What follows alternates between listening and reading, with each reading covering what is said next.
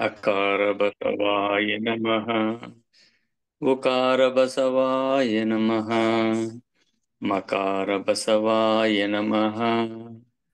ನಕಾರ ಬಸವಾಯ ನಮಃ. ಮಕಾರ ಬಸವಾಯ ನಮಃ. ಶಿಕಾರ ಬಸವಾಯ ನಮಃ. ವಾಕಾರ ಬಸವಾಯ ನಮಃ. ಯಕಾರ ಬಸವಾಯ ನಮಃ. ಓಂಕಾರ ಬಸವಾಯ ನಮಃ. ಹ್ರೀಂಕಾರ ಬಸವಾಯ ನಮಃ. ಸಂಗಮೇಶ್ವರ ಬಸವಾಯ ನಮಃ. ಪ್ರತ್ಯಕ್ಷ ಕಪಿಲ ಸಿದ್ಧ ಮಲ್ಲಿಕಾರ್ಜುನ ಬಸವಾಯ ನಮೋ ನಮಃ. ಪ್ರತ್ಯಕ್ಷ ಕಪಿಲ ಸಿದ್ಧ ಮಲ್ಲಿಕಾರ್ಜುನ ಬಸವಾಯ ನಮೋ ನಮಃ. ಬಸವಾಯ ನಮೋ ನಮಃ. ಸರ್ವರಿಗೂ ಭಕ್ತಿಯ ಶರಣು ಶರಣಾರ್ಥಿಗಳು.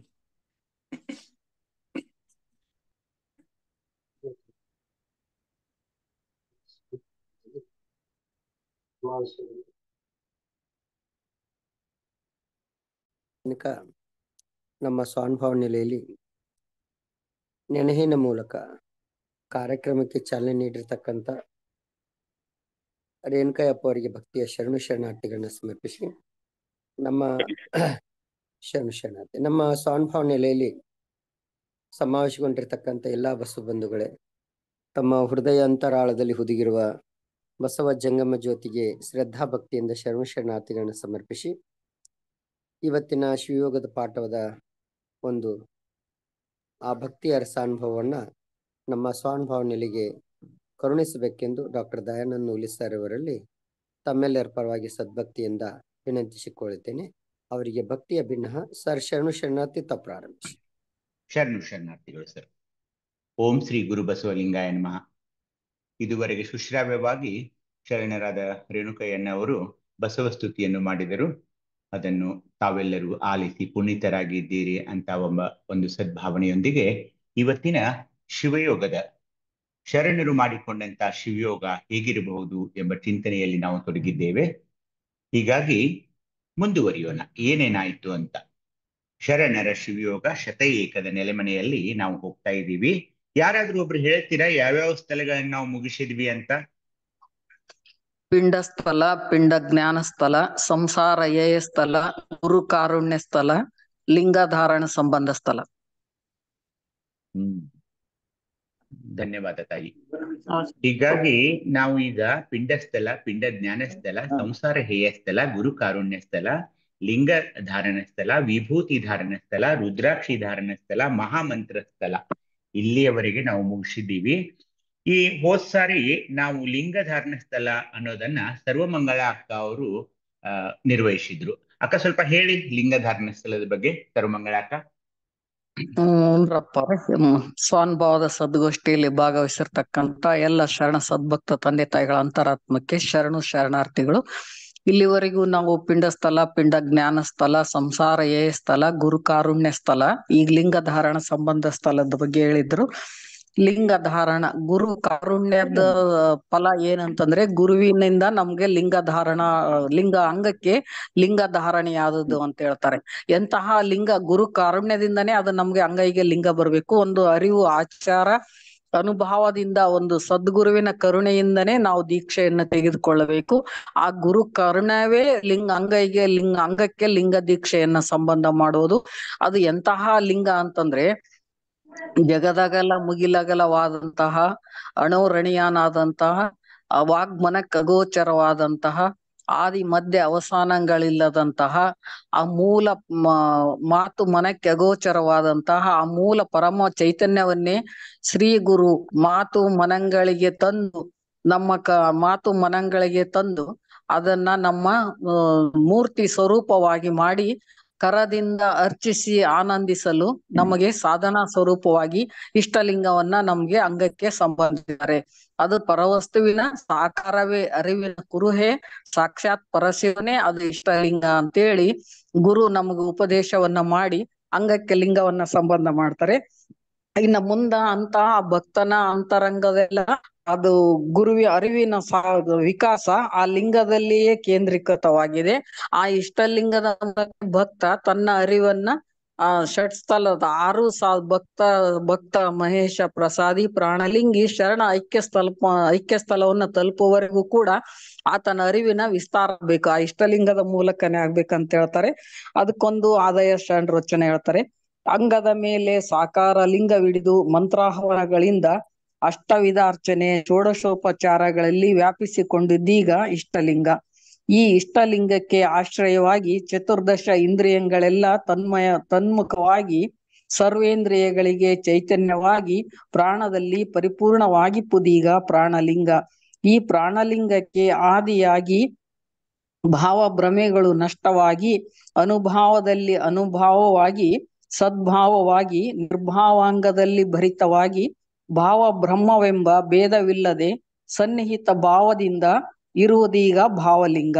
ಇಂತಿ ಮೂರು ಲಿಂಗದ ಮೂಲ 6 ಲಿಂಗದ ಅಂತ್ಯವನ್ನೊಳಗೊಂಡು ಮಾರ್ಗಕ್ರಿ ನಿಕ್ರಿಯವಾಗಿ ಧ್ಯಾನ ನಷ್ಟವಾಗಿ ಮಂತ್ರ ಗೋಪ್ಯವಾಗಿ ಜ್ಞಾನ ಶೂನ್ಯವಾಗಿ ಭಾವ ದಿಗಂಬರವಾಗಿ ಘನಕ್ಕೆ ಘನವಾದ ಪರಬ್ರಹ್ಮವು ತಾನೇ ಸೌರಾಷ್ಟ್ರ ಸೋಮೇಶ್ವರ ಅಂತ ಹೇಳ್ತಾರೆ. ಅಂದ್ರೆ ಈ ಗುರು ಕೊಟ್ಟಂತಹ ಲಿಂಗದಲ್ಲಿಯೇ ಎಲ್ಲ ವಿಸ್ತಾರ ಆಗ್ಬೇಕಂತ ಹೇಳ್ತಾರೆ. ಈ ಲಿಂಗವನ್ನ ಒಂದು ಷಣ್ಮುಖ ಸ್ವಾಮಿಗಳು ಹೇಳ್ತಾರೆ ಇದರಲ್ಲಿ ಇಷ್ಟಲಿಂಗದ ಬಗ್ಗೆ. 6 ಸಾಧಿಸಬಾರದ ವಸ್ತುವ ಸಾಧಿಸಿ ತಂದುಕೊಟ್ಟನೆಯ ಶ್ರೀ ಗುರು ಎನ್ನ ಕರಸ್ಥಲಕ್ಕೆ. 6 ಭೇದಿಸಬಾರದ ವಸ್ತುವ ಭೇದಿಸಿ ತಂದುಕೊಟ್ಟನೆಯ ಶ್ರೀ ಗುರು ಎನ್ನ ಕರಸ್ಥಲಕ್ಕೆ. 6 ನೋಡಬಾರದ ವಸ್ತುವ ನೋಡೆಂದು ತಂದುಕೊಟ್ಟನೆಯ ಶ್ರೀ ಗುರು ಎನ್ನ ಕರಸ್ಥಲಕ್ಕೆ. 6 ಹಾಡಬಾರದ ವಸ್ತುವ ಹಾಡೆಂದು ತಂದುಕೊಟ್ಟನೆಯ ಶ್ರೀ ಗುರು ಎನ್ನ ಕರಸ್ಥಲಕ್ಕೆ. 6 ಕೂಡಬಾರದ ವಸ್ತುವ ಕೂಡೆಂದು ತಂದುಕೊಟ್ಟನೆಯ ಶ್ರೀ ಗುರು ಎನ್ನ ಕರಸ್ಥಲಕ್ಕೆ. ಎನ್ನ ಕರಸ್ಥಲದಲ್ಲಿ ಮೂರ್ತಿಗೊಂಡು ಬೆಳಗುವ ಪರಬ್ರಹ್ಮವ ಎನ್ನ ಕಂಗಳ ತುಂಬಿ ನೋಡಿ ಕೈ ಮುಟ್ಟಿ ಪೂಜಿಸಿ ಜಿಹ್ವೆ ತುಂಬಿ ಕೊಂಡಾಡಿ ಎನ್ನ ಮನ ತುಂಬಿ ಅಗಲದಿರ್ಪುದಯ್ಯ ನಿಮ್ಮ ಅಖಂಡೇಶ್ವರ ಅಂತ ಹೇಳ್ತಾರೆ. ಅಂದ್ರೆ ಆ ಇಷ್ಟಲಿಂಗ ಅಷ್ಟೊಂದು ಅಪರಾತ್ಪರ ವಸ್ತು ಇದ್ದಾರೆ. ಮತ್ತೆ ಗುರು ಕಾರುಣ್ಯವಾಗುವುದಕ್ಕೆ ಚಿಹ್ನೆ ಅಂದ್ರೆ ಸದಾ ನಮ್ಗೆ ಅಂತರಂಗದಲ್ಲಿ ಆ ಇಷ್ಟಲಿಂಗ ನಮ್ಗೆ ಆಯತ ಸ್ವಾಯತ ಆಗ್ಲೇಬೇಕಂತ ಹೇಳ್ತಾರೆ. ಅಂದ್ರೆ ಇಷ್ಟಲಿಂಗವನ್ನ ಒಂದು ಕ್ಷಣವೂ ಕೂಡ ನಾವು ಬಿಟ್ಟು ಅಗಲ್ಬಾರ್ದು, ಅದು ನಮ್ಮಿಂದ ಅಂತ ಹೇಳ್ತಾರೆ. ಗುರು ಕಾರುಣ್ಯ ಪಡೆದುದಕ್ಕೆ ಚಿಹ್ನೆ ಯಾವುದೆಂದರೆ ಅಂಗದ ಮೇಲೆ ಲಿಂಗ ಸ್ವಾಯತವಾಗಿರಬೇಕು. ಅಂಗದ ಮೇಲೆ ಲಿಂಗ ಸ್ವಾಯತವಿಲ್ಲದೆ ಬರೀ ಗುರು ಕಾರುಣ್ಯವಾಯಿತೆಂದರೆ ಅದೆಂತೋ ಲಿಂಗಹೀನನಾಗಿ ಗುರು ಕಾರುಣ್ಯ ಉಂಟೆ ಇಲ್ಲ, ಆ ಮಾತು ಕೇಳಲಾಗದು. ಇದು ಕಾರಣ ಲಿಂಗಧಾರಣ ಉಳ್ಳದ್ದೇ ಸದಾಚಾರ, ಇಲ್ಲದಿದ್ದಡೆ ಅನಾಚಾರವೆಂಬನೆಯ ತೆಲುಗೇಶ್ವರ ಅಂತ ಹೇಳ್ತಾರೆ. ಇದನ್ನ ಗುರು ಏನ್ ಮಾಡ್ತಾನೆ ಅಂದ್ರೆ ನಮ್ಗ ಅಂಗದ ಪೂರ್ವಾಶ್ರಯವನ್ನ ಕಳೆದು ಲಿಂಗಾಶ್ರಯವನ್ನಾಗಿ ಮಾಡ್ತಾನೆ. ಇದಕ್ಕೊಂದು ಅಕ್ಕ ಮಹಾದೇವಿಯ ವಚನ. ಮುತ್ತು ನೀರಿನಲ್ಲಾಯಿತು, ವಾರಿಕಲ್ಲು ನೀರಿನಲ್ಲಾಯಿತು, ಉಪ್ಪು ನೀರಿನಲ್ಲಾಯಿತು. ಉಪ್ಪು ಕರಗಿತು, ವಾರಿಕಲ್ಲು ಕರಗಿತು, ಮುತ್ತು ಕರಗಿದದ ನಾರು ಕಂಡವರಿಲ್ಲ. ಈ ಸಂಸಾರಿ ಮಾನವರು ಲಿಂಗವ ಮುಟ್ಟದೆ ಭವಭಾರಿಗಳಾದರು. ನಾನು ನಿಮ್ಮ ಮುಟ್ಟಿ ಕರಿಗೊಂಡೆನಯ್ಯ ಚನ್ನ ಮಲ್ಲಿಕಾರ್ಜುನಯ್ಯ ಅಂತ ಹೇಳ್ತಾಳೆ. ಅಂದ್ರೆ ಗುರು ಕಾರುಣ್ಯದಿಂದ ತನ್ನ ಪೂರ್ವಾಶ್ರಯವನ್ನೆಲ್ಲ ಕಳ್ಕೊಂಡು ಅಂಗವೇ ಲಿಂಗ ಆಯ್ತು ಅಂತ ಹೇಳ್ತಾರೆ. ಒಂದು ಮುತ್ತಿಗೆ ಹೋಲಿಸಿ ಹೇಳ್ತಾರೆ. ಮುತ್ತು ಸಮುದ್ರದಲ್ಲಿ ನೀರಿನಲ್ಲಿ ಹುಟ್ಟಿದ್ರು ಕೂಡ ಅದು ತನ್ನ ಮೂಲ ಸ್ವರೂಪವನ್ನ ಕಳ್ಕೊಂಡು ಮತ್ತೆ ಅದು ಮುದ್ರ ಸೇರಿದ್ರು ನೀರಿನಲ್ಲಿ ಕೂಡಂಗಿಲ್ಲ. ಭೂಮಿ ಮೇಲೆ ಇದ್ರು ಅದು ಸ್ವತಂತ್ರವಾಗಿನೇ ಇರ್ತದ. ತನ್ನ ಸ್ವರೂಪವನ್ನ ತಾನು ಕಳ್ಕೊಂಡ್ ಹಿಂಗ ಗಟ್ಟಿ ಆಗ್ಬಿಟ್ಟಿರ್ತದೆ. ಅಂದ್ರೆ ಪೂರ್ವಾಶ್ರಯವನ್ನೆಲ್ಲ ಅದು ಕಳ್ಕೊಂಡ್ ಬಿಟ್ಟಿರ್ತದೆ ಅಂತ ಹೇಳ್ತಾರೆ. ಇನ್ನ ಶಿಷ್ಯನು ಶ್ರೀ ಗುರುವಿನ ಹಸ್ತದಲ್ಲಿ ಹುಟ್ಟಿದುದಕ್ಕೆ ಸಾಕ್ಷಿ ಅಂದ್ರೆ ಲಿಂಗಧಾರಣೆ. ನೋಡ್ರಿ, ನಾವೆಲ್ಲ ಹುಟ್ಟಿ ಸಾಯ್ತೀವಿ, ಅನಂತ ಜನ್ಮಗಳು ಭವಚಕ್ರದಲ್ಲಿ ಬಂದಿದ್ದೇವೆ. ಆದ್ರೆ ಅದು ನಮ್ಗೆ ಯಾವ್ದು ಹುಟ್ಟು ಅಲ್ಲ. ಶ್ರೀ ಗುರುವಿನಿಂದ ಇಷ್ಟಲಿಂಗವನ್ನ ಪಡೆದಾಗ ಅದು ಹುಟ್ಟು ಯಾವ್ದಂದ್ರೆ ನಮಗ್ ಮರು ಹುಟ್ಟು ಅಂತ ಹೇಳ್ತಾರೆ. ಅದು ಜ್ಞಾನದ ಹುಟ್ಟು ಅಂತ ಕೂಡ ಹೇಳ್ತಾರೆ. ಅದನ್ನ ಅಕ್ಕ ಮಹಾದೇವಿ ವಚನದಲ್ಲಿ ನೋಡೋಣ. ಹುಟ್ಟಿದೆ ಶ್ರೀ ಗುರುವಿನ ಹಸ್ತದಲ್ಲಿ, ಬೆಳೆದ ಸಂಖ್ಯಾತರ ಕರ್ಣದೊಳಗೆ, ಭಾವವೆಂಬ ಹಾಲು, ಜ್ಞಾನವೆಂಬ ತುಪ್ಪ, ಪರಮಾರ್ಥವೆಂಬ ಪರಮಾರ್ಥವೆಂಬ ಸಕ್ಕರೆ ನಿಕ್ಕಿದರು ನೋಡ. ಇಂತಪ್ಪ ತ್ರಿವಿಧಾಮೃತವನ್ನು ದಣಿಯೆರೆದು ಸಲಹಿದರೆ ವಿವಾಹ ಮಾಡಿದಿರಿ, ಸಯೋಪ ಗಂಡಂಗೆ ಕೊಟ್ಟಿರಿ. ಕೊಟ್ಟ ಮನೆಗೆ ಕಳುಹಿಸಲೆಂದು ಅಸಂಖ್ಯಾತರೆಲ್ಲರೂ ನೆರೆದು ಬಂದಿರಿ. ಬಸವಣ್ಣ ಮೆಚ್ಚಲು ಗೆತನವ ಮಾಡುವೆ, ಚನ್ನಮಲ್ಲಿಕಾರ್ಜುನನ ಕೈವಿದು ನೀ ತಲೆಗೆ ಹೂವ ತರುವನಲ್ಲದೆ ಹುಲ್ಲ ತಾನು ಅವತರಿಸಿ ನಿಮ್ಮಡಿಗಳೆಲ್ಲರೂ ವಿಜಯಂಗೈಯುವುದು ಶರಣು ಶರಣಾರ್ಥಿ ಅಂತ ಹೇಳ್ತಾಳೆ.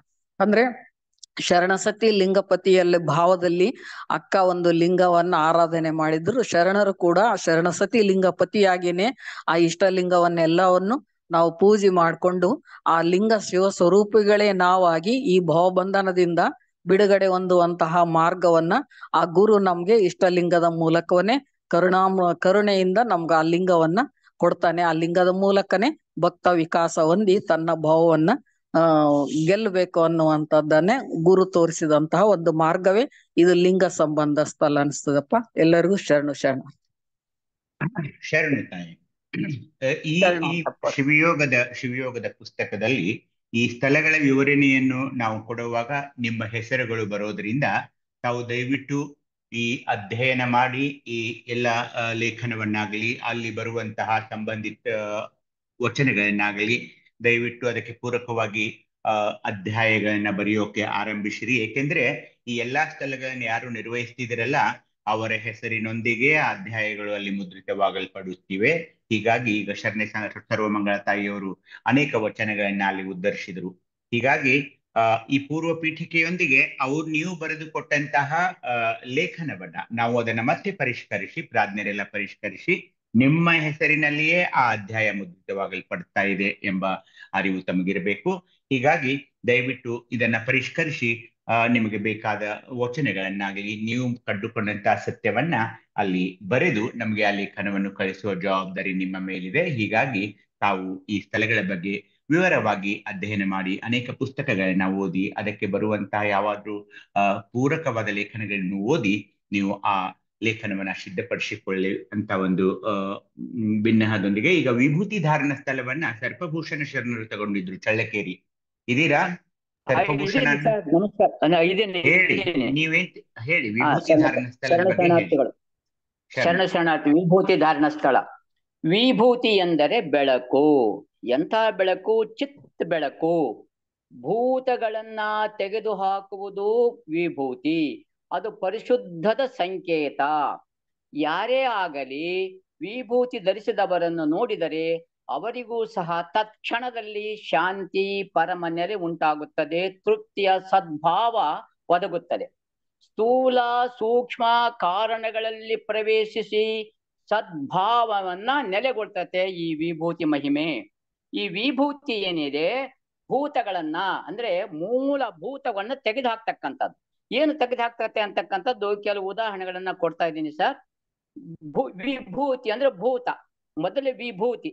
ಸಿದ್ಧಾರ್ಥ ಏನಿದೆ ಭೂತನಾಗಿದ್ದ, ಆತನ ಜ್ಞಾನ ಚಿತ್ ಬೆಳಕಿನಿಂದ ಗೌತಮ ಬುದ್ಧ ನೆನೆಸಿಕೊಂಡ, ಆಗ ವಿಭೂತಿಯಾದ. ಗದಾಧರ ಭೂತನಾಗಿರ್ತಕ್ಕಂಥ ಮೊದಲನೇ ಹೆಸರು ಗದಾಧರ. ಅನಂತರ ತನ್ನ ಚಿತ್ ಬೆಳಗಿನಿಂದ ರಾಮಕೃಷ್ಣ ಪರಮಹಂಸರಾದರು. ಅದೇ ತರ ಭೂತವನ್ನ ಮೂಲ ಹೆಸರನ್ನ ತೆಗೆದು ನರೇಂದ್ರ ಎಂಬತಕ್ಕಂಥ ಮೂಲ ಹೆಸರನ್ನು ತೆಗೆದು ವಿಭೂತಿ ಧಾರಣೆಯಿಂದ ಸ್ವಾಮಿ ವಿವೇಕಾನಂದ ಆದ ಚಿತ್ಭೂತಿ ಅಂತ ತಿಳಿಬೇಕು. ಚಿತ್ಭೂತಿಯಿಂದ ಸ್ವಾಮಿ ವಿವೇಕಾನಂದರಾದರು. ಅದೇ ತರ ಮೂಲ ಹೆಸರು ಮೂಲ ಶಂಕರ ಆಗಿರ್ತಕ್ಕಂಥವ್ರು ತನ್ನ ಮೂಲ ಸ್ವರೂಪದಿಂದ ಚಿತ್ತು ಸಚ್ಚಿತ್ತಿನಿಂದ ದಯಾನಂದ ಸರಸ್ವತಿ ಆದರು. ಅಗ್ನಿ ತತ್ವವನ್ನ ಶುದ್ಧಗೊಳಿಸುವುದು ವಿಭೂತಿ. ವಿಭೂತಿ ಧಾರಣ ಸ್ಥಳದಲ್ಲಿ ಸದ್ಗುರು ಕರುಣೆಯಿಂದ ಲಿಂಗಾಂಗ ಸಂಬಂಧಿಯಾದ ಶಿವಾತ್ಮನು ವಿಭೂತಿ ಧಾರಣೆಯಿಂದ ಸದ್ಗುರು ಕರುಣೆಯಿಂದ ಲಿಂಗಾಂಗ ಸಂಬಂಧಿಯಾಗಿರ್ತಕ್ಕಂಥ ಜೀವಾತ್ಮನು ತನ್ನ ಅಂತರಂಗದ ಮಧ್ಯದಲ್ಲಿ ಸವಿಮಲವಾದ ಪರಮ ಚಿದ್ವಿಭೂತಿಯನ್ನು ಸಕಲ ತನು ಮನ ಭಾವ ಕರ್ಣೇಂದ್ರಿಯಗಳನ್ನು ಅರಿವಿನಗ್ನಿಯಲ್ಲಿ ಧರಿಸಿದ ಸಂಕೇತವಾದಿದೆ, ಅದು ವಿಭೂತಿ. ಬಹಿರಂಗದಲ್ಲಿಯೂ ಕ್ರಿಯಾಭಚಿತವನು, ಸರ್ವಾಂಗದಲ್ಲಿಯೂ ಧರಿಸಿದವನು, ಅದು ವಿಭೂತಿ. ಅಂತಹ ಪರಮ ಪವಿತ್ರವಾದ ನಿರ್ಮಲ ಭಚಿತವೇ ವಿಭೂತಿ. ಆ ವಿಭೂತಿಯನ್ನ ಸಾಮಾನ್ಯ ಭೂತಿ ಅಲ್ಲ, ಕಾಲನ ಸುಟ್ಟ ಭಸ್ಮವ ಧರಿಸಿದನಯ್ಯ ಬಸವಣ್ಣ ನಿಮ್ಮಿಂದ. ಕಾಮನ ಸುಟ್ಟು ಭಸ್ಮವ ಧರಿಸಿದನಯ್ಯ ಬಸವಣ್ಣ ನಿಮ್ಮಿಂದ. ತನುತ್ರಯಗಳೆಂಬ ತ್ರಿಪುಟ ಶಿಖೆ ಎಂಬ ಜ್ಞಾನಾಗ್ನಿಯನ್ನ ಧರಿಸಿ ಭಸ್ಮವ ಧರಿಸಿದನಯ್ಯ ಬಸವಣ್ಣ ನಿಮ್ಮಿಂದ. ಸಂಚಿತ ಪ್ರಾರಬ್ಧ ಆಗಾಮಿ ಕರ್ಮ ಎಂಬ ಕರ್ಮತ್ರಯಗಳನ್ನು ದಹಿಸಿ ಭಸ್ಮವ ಧರಿಸಿದನಯ್ಯ ಬಸವಣ್ಣ ನಿಮ್ಮ ಕೃಪೆಯಿಂದ. ಸತ್ವ ರಜ ತಮಂಗಳನ್ನು ಸುಟ್ಟುರಿಹಿದ ಭಸ್ಮವು ಧರಿಸ ಬಸವಣ್ಣ ನಿಮ್ಮಿಂದ. ಅಣವಮಲ ಮಾಯಾಮಲ ಕಾರ್ಮಿಕ ಮಲವೆಂಬ ಮಲತ್ರಯಗಳನ್ನು ದಹಿಸಿ ಭಸ್ಮವ ಧರಿಸಿದನಯ್ಯ ಬಸವಣ್ಣ ನಿಮ್ಮಿಂದ. ಜೀವ ಭಾವ ಇಂದ್ರಿಯ ಭಾವ ವಿಷಯ ಭಾವ ಭೂತ ಭಾವ ಜನನ ಭಾವ ಬೀಜ ಭಾವವೆಂಬ ಭಾವತ್ರಯವ ಜ್ಞಾನ ತೃಜ್ಞಯವೆಂಬ ತ್ರಿಪುಟಿಯೇ ಕಾರ್ಥವಾದ ಅಗ್ನಿಯಿಂದ ಸುಟ್ಟುರಿಹಿದ ಭಸ್ಮವು ಧರಿಸಿದನಯ್ಯ ಬಸವಣ್ಣ ನಿಮ್ಮಿಂದ. ಸ್ವರ್ಗ ಮತ್ಸ್ಯ ಪಾತಾಳಕ್ಕೆ ಆಹಾರ ಸ್ತಂಭವೆನಿಸಿತ್ತು ಆ ಚಿತ್ ಸ್ವರೂಪವೇ ಬಸವಣ್ಣನಿಂದ. ಇದು ಕಾರಣ ಚಿತ್ ವಿಭೂತಿಯನ್ನೇ ಸದಾ ಕಾಲದಲ್ಲಿ ಧರಿಸಿ ಶುದ್ಧ ಚಿದ್ರೂಪನಾಗಿದ್ದನು ನೋಡ ಮಹಾಲಿಂಗ ಗುರು ಶಿವಸಿದ್ದೇಶ್ವರ ಪ್ರಭುವೇ. ಈ ವಿಭೂತಿ ಧಾರಣೆಯನ್ನ ಇನ್ನೂ ಅನೇಕ ಜನ ಶರಣರು ಹೇಳಿದ್ದಾರೆ. ಈಗ ಬಹಳಷ್ಟು ಟೈಮ್ ಆಗ್ತತೆ, ಆದ್ರಿಂದ ದಯವಿಟ್ಟು ಒಂದು 7-8 ವಚನಗಳಿದ್ದಾವೆ. ಆಮೇಲೆ ಬೇಕಾದ್ರೆ ಅವರಿಗೆ ಇದು ಭಿನ್ನಯಿಸ್ತೀನಿ ಅಂತೇಳಿ ಈ ಮೂಲಕ ತಮ್ಮ ಸನ್ನಿಧಿಯಲ್ಲಿ ನಮಗೆ ಕಾಲಾವಕಾಶ ಮಾಡಿಕೊಡ್ತಾನಂತ ಸ್ವಾಮೀಜಿಯವರಿಗೆ ಡಾಕ್ಟರ್ಗಳಿಗೆ ಹೃದಯಪೂರ್ವಕ ಶರಣು ಬಾಣಗಳು. ಸ್ವಾಮೀಜಿ ಮಾಡ್ಬಿಟ್ರಲ್ಲ ನನ್ನನ್ನ. ಅಲ್ಲ ಸರ್, ನೀವು ನಿಜವಾದ ವಿಭೂತಿಗಳು ಸ್ವಾಮಿಗಳಿದ್ದಂಗೆ. ನೀವು ಸ್ವಾಮಿಯಿಂದ ಪವಿತ್ರವಾಗಿರ್ತಕ್ಕಂಥ ನಿಜವಾದ ವಿಭೂತಿ. ಇನ್ನೊಂದು 5-6 ವಚನ ಇದಾವೆ, ಟೈಮ್ ಆಗ್ತದೆ. ಬರೆದ್ ಕಳ್ಸಿ. ಈಗ ಮುಂದಿನ ಒಂದು ರುದ್ರಾಕ್ಷಿ ಧಾರಣೆ ಸ್ಥಳ ಮಹಾದೇವಿ ತೇಲಿ ಅವರು ಹೇಳ್ಬೇಕು. ಮಹಾದೇವಿ ತೇಲಿ ಅಕ್ಕ. ಸರ್, ಒಂದು ಇದು ಹೇಳ್ಬೇಕಿತ್ತು ಅಂದ್ರೆ ಎಕ್ಸಾಂಪಲ್ಸ್ ಕೊಟ್ಟಿದ್ದೆಲ್ಲ ಪೂರ್ತಿ ನಮ್ಮ ಇಷ್ಟಲಿಂಗ ಯೋಗ ಪ್ರಮಾಣ ಇಲ್ಲ ಅಲ್ಲ. ಇವ್ರು ಕೊಟ್ಟಿದ್ದೆಲ್ಲ ಎಕ್ಸಾಂಪಲ್ಸ್ ಅವೆಲ್ಲ ನಾವು ಪರಿಷ್ಕರಣೆ ಮಾಡ್ತೀವಕ್ಕ. ಪುಸ್ತಕದಲ್ಲಿ ಹಾಕುವಾಗ ಅವೆಲ್ಲ ಪರಿಷ್ಕರಣೆ ಮಾಡ್ತೀವಿ, ಅದನ್ನೆಲ್ಲ ಹಾಕೋಲ್ಲ. ಆಯ್ತು, ಅದೇ ಮತ್ತೆ ಅದನ್ನ ಇಲ್ಲ, ನಾವೆಲ್ಲ ಇದೀವಿ, ಅದಕ್ಕೆ ಒಂದು ಸಮಿತಿ ಇದೆ, ಅದನ್ನ ನೋಡ್ತಾರೆ ಅವರೆಲ್ಲ ಅದನ್ನ. ಓಕೆ, ಶರಣು. ಮಹಾದೇವಿ ತೇಲಿ ಅವರಿದ್ದೀರಾ? ರುದ್ರಾಕ್ಷಿ ಧಾರಣ ಸ್ಥಳ ಮಹಾದೇವಿ ತೇಲಿ ಅವರು. ಹಲೋ. ಓಂ ಶ್ರೀ ಗುರು ಬಸವಲಿಂಗಾಯ ನಮಃ. ಹೇಳ್ಬೇಕ್ರಿಪ್ಪ? ಹೇಳಿ ಅಕ್ಕ, ನೀವೇನ್ ತಿಳ್ಕೊಂಡಿದ್ದೀರಾ ರುದ್ರಾಕ್ಷಿ ಧಾರಣ ಸ್ಥಳದ ಬಗ್ಗೆ ಹೇಳಿ. ಹೌದ್ರಿ. ಓಂ ಶ್ರೀ ಗುರು ಬಸವಲಿಂಗಾಯ ನಮಃ. ಸರ್ವರಿಗೂ ನನ್ನ ಭಕ್ತಿಯ ಶರಣಾರ್ಥಿಗಳು. ರುದ್ರಾಕ್ಷಿದು ಅಷ್ಟಾವರಣದಲ್ಲಿ ಒಂದಾದುದು. ಅಷ್ಟಾವರಣಗಳಲ್ಲಿ ಒಂದಾದುದೇ ಈ ರುದ್ರಾಕ್ಷಿ. ಈ ರುದ್ರಾಕ್ಷಿಯು ಅಗ್ನಿ ತತ್ವದ ಪ್ರತೀಕವಾಗಿದೆ. ಅಗ್ನಿ ತತ್ವವು ಉಷ್ಣ, ಶೀತ, ಶೀತಾಷ್ಟೋತೀತವಾಗಿ 4 ಸ್ವರೂಪವನ್ನು ಹೊಂದುವುದು. ಅಗ್ನಿಯು ತಮೋ ರೂಪದಲ್ಲಿ ಸನಿಲವಾಗಿಯೂ, ಕಪ್ಪಾಗಿಯೂ, ವಿಷವಾಗಿಯೂ, ಮೃತ್ಯುವಾಗಿಯೂ, ರಜೋ ರೂಪದಲ್ಲಿ ಸುಖ ದುಃಖಮಯವಾಗಿಯೂ, ಸತ್ವ ರೂಪದಲ್ಲಿ ಶಾಂತ ಹಾಗೂ ಆನಂದಮಯವಾಗಿಯೂ ವರ್ತಿಸುವುದು. ಆ ಪರವಸ್ತುವಿನ ಸಹಜ ರೂಪದಿಂದ ಆತ್ಮದವರೆಗಿನ 7 ತತ್ವಗಳಲ್ಲಿ ಅಗ್ನಿಯು ಆನಂದಮಯವಾಗಿರುವುದು. ಈ ವಿಶ್ವದ ವಲಯದಲ್ಲಿ ಸೂರ್ಯನಂತಹ ನಕ್ಷತ್ರ ಗ್ರಹಗಳಲ್ಲಿ ಅಗ್ನಿಯು ರಜೋಮಯವಾಗಿರುವುದು. ಚಂದ್ರಾದಿ ಗ್ರಹ ನಕ್ಷತ್ರಗಳಲ್ಲಿ ಅಗ್ನಿಯು ಶಾಂತಮಯವಾಗಿರುವುದು. ಭೂಮಿಯೊಳಗಣ ಜ್ವಾಲಾರಸ, ವಾಯುವಿನೊಳಗಣ ಧೂಮ್ರ, ಆಕಾಶದೊಳಗಣ ಅಂಧಕಾರ, ಮಾನವನ ಅಂತರಂಗದೊಳಗಣ ಅಹಂಕಾರದಲ್ಲಿ ಅಗ್ನಿಯು ತಮೋ ರೂಪದಲ್ಲಿರುವುದು. ಅದಕ್ಕೆ ಪರವಸ್ತುವಿನಲ್ಲಿ ಪರಂಜ್ಯೋತಿಯ ವರ್ಣಾತೀತವಾಗಿ ಅಗ್ನಿ ತತ್ವವು ಮೂಲ ರೂಪದಲ್ಲಿರುವುದು. ಇದುವೇ ಆನಂದಮಯ ಪ್ರಕಾಶ. ಇದು ಅಖಂಡ ಗೋಲಾಕಾರವಾಗಿಪ್ಪುದು.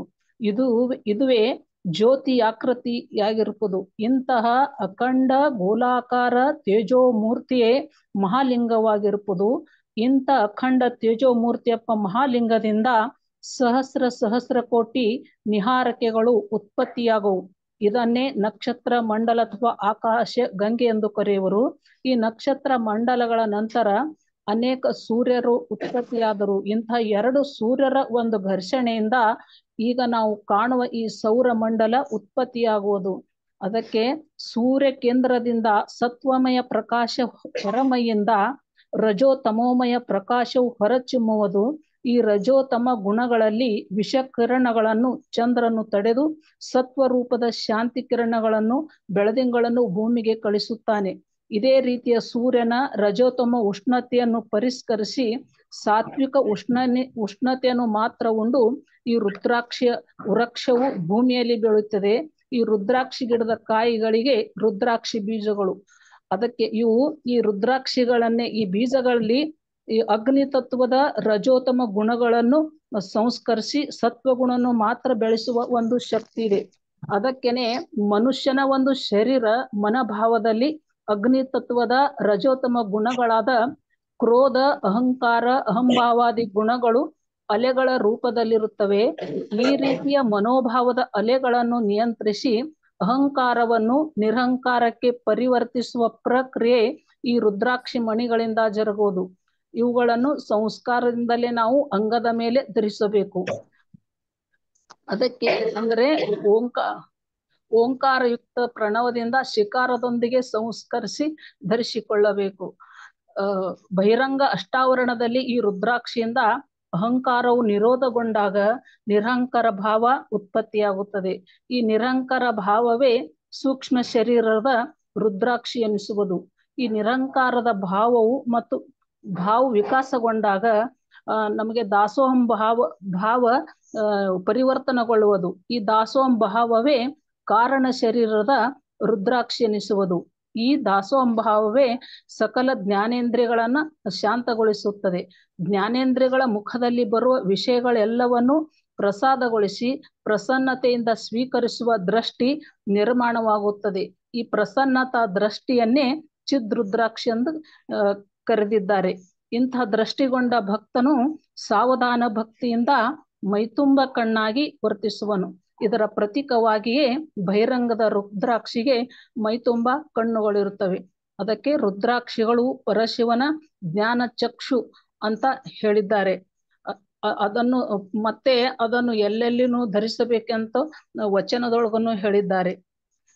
ಇನ್ನು ಸಾಕಷ್ಟು ಕೆಲವೊಂದು ವಚನಗಳಿದ್ದವರಪ್ಪ. ಸ್ವಲ್ಪ ಅಕ್ಕ ವಚನಗಳೇನ್ ಬೇಡ, ನಾನು ಒಂದ್ ಪ್ರಶ್ನೆ ಕೇಳ್ತೀನಿ ತಮ್ಗೆ.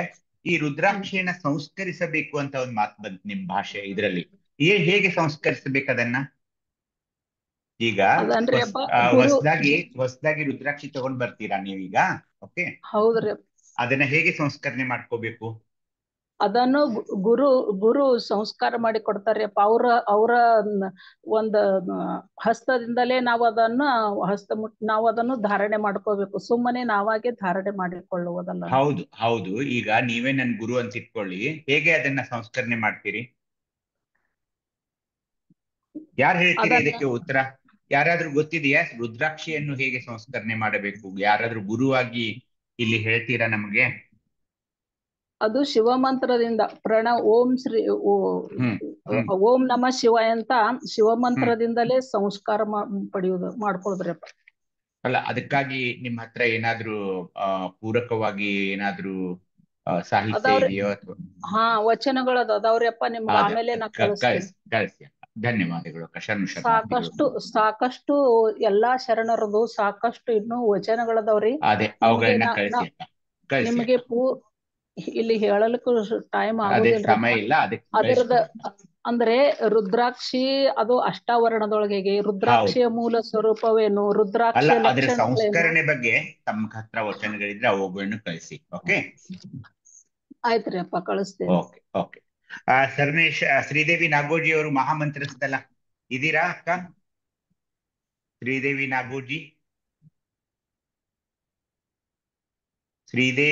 ನಾಗೋಜಿ ಇದೀರಾ?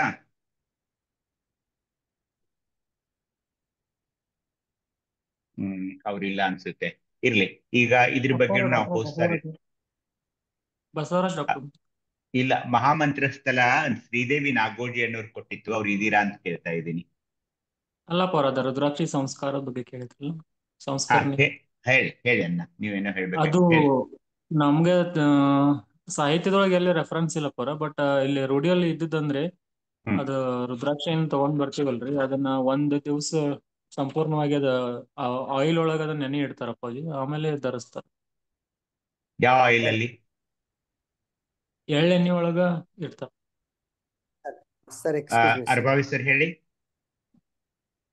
ಡಾಕ್ಟರ್ ಪಗೋಳ್ಕರ್ ಸಂಪುಟದಲ್ಲಿ ಹ್ಮ್ ರುದ್ರಾಕ್ಷಿಯನ್ನ ಯಾವ ತರ ಸಂಸ್ಕರಿಸಿ ಸಂಬಂಧಿಸಿ ಧಾರಣೆ ಮಾಡ್ಕೋಬೇಕು ಅನ್ನೋದ್ರ ಬಗ್ಗೆ, ಹ್ಮ್ ಅದು ರುದ್ರಾಕ್ಷಿ ಆ ಇದು ಯಾವ ತರ ಗುರುವಿನ ಜೊತೆಗೆ ಸಂಬಂಧ ಹೊಂದಿದೆ, ಲಿಂಗದ ಜೊತೆ, ಜಂಗಮದ ಜೊತೆ ಸಂಬಂಧ ಹೊಂದಿದೆ, ಆಮೇಲೆ ವಿಭೂತಿ ಜೊತೆ ಸಂಬಂಧ ಯಾವ ತರ ಇದೆ, ಮಂತ್ರದ ಜೊತೆ ಸಂಬಂಧ ಯಾವ ತರ ಇದೆ, ಪಾದೋದಕ ಜೊತೆ, ಪ್ರಸಾದದ ಜೊತೆ ಯಾವ ತರ ಸಂಬಂಧ ಹೊಂದಿದೆ, ಸಹ ಸಂಬಂಧ ಹೊಂದಿದೆ, ಅವೆಲ್ಲದರಲ್ಲಿಯೂ ಸಹಿತ ವಿಭೂತಿ ಅಂದ್ರೆ ಕಾನ್ಸಿಯಸ್ನೆಸ್ ಪವರ್ ಎವ್ರಿ ಟೈಮ್.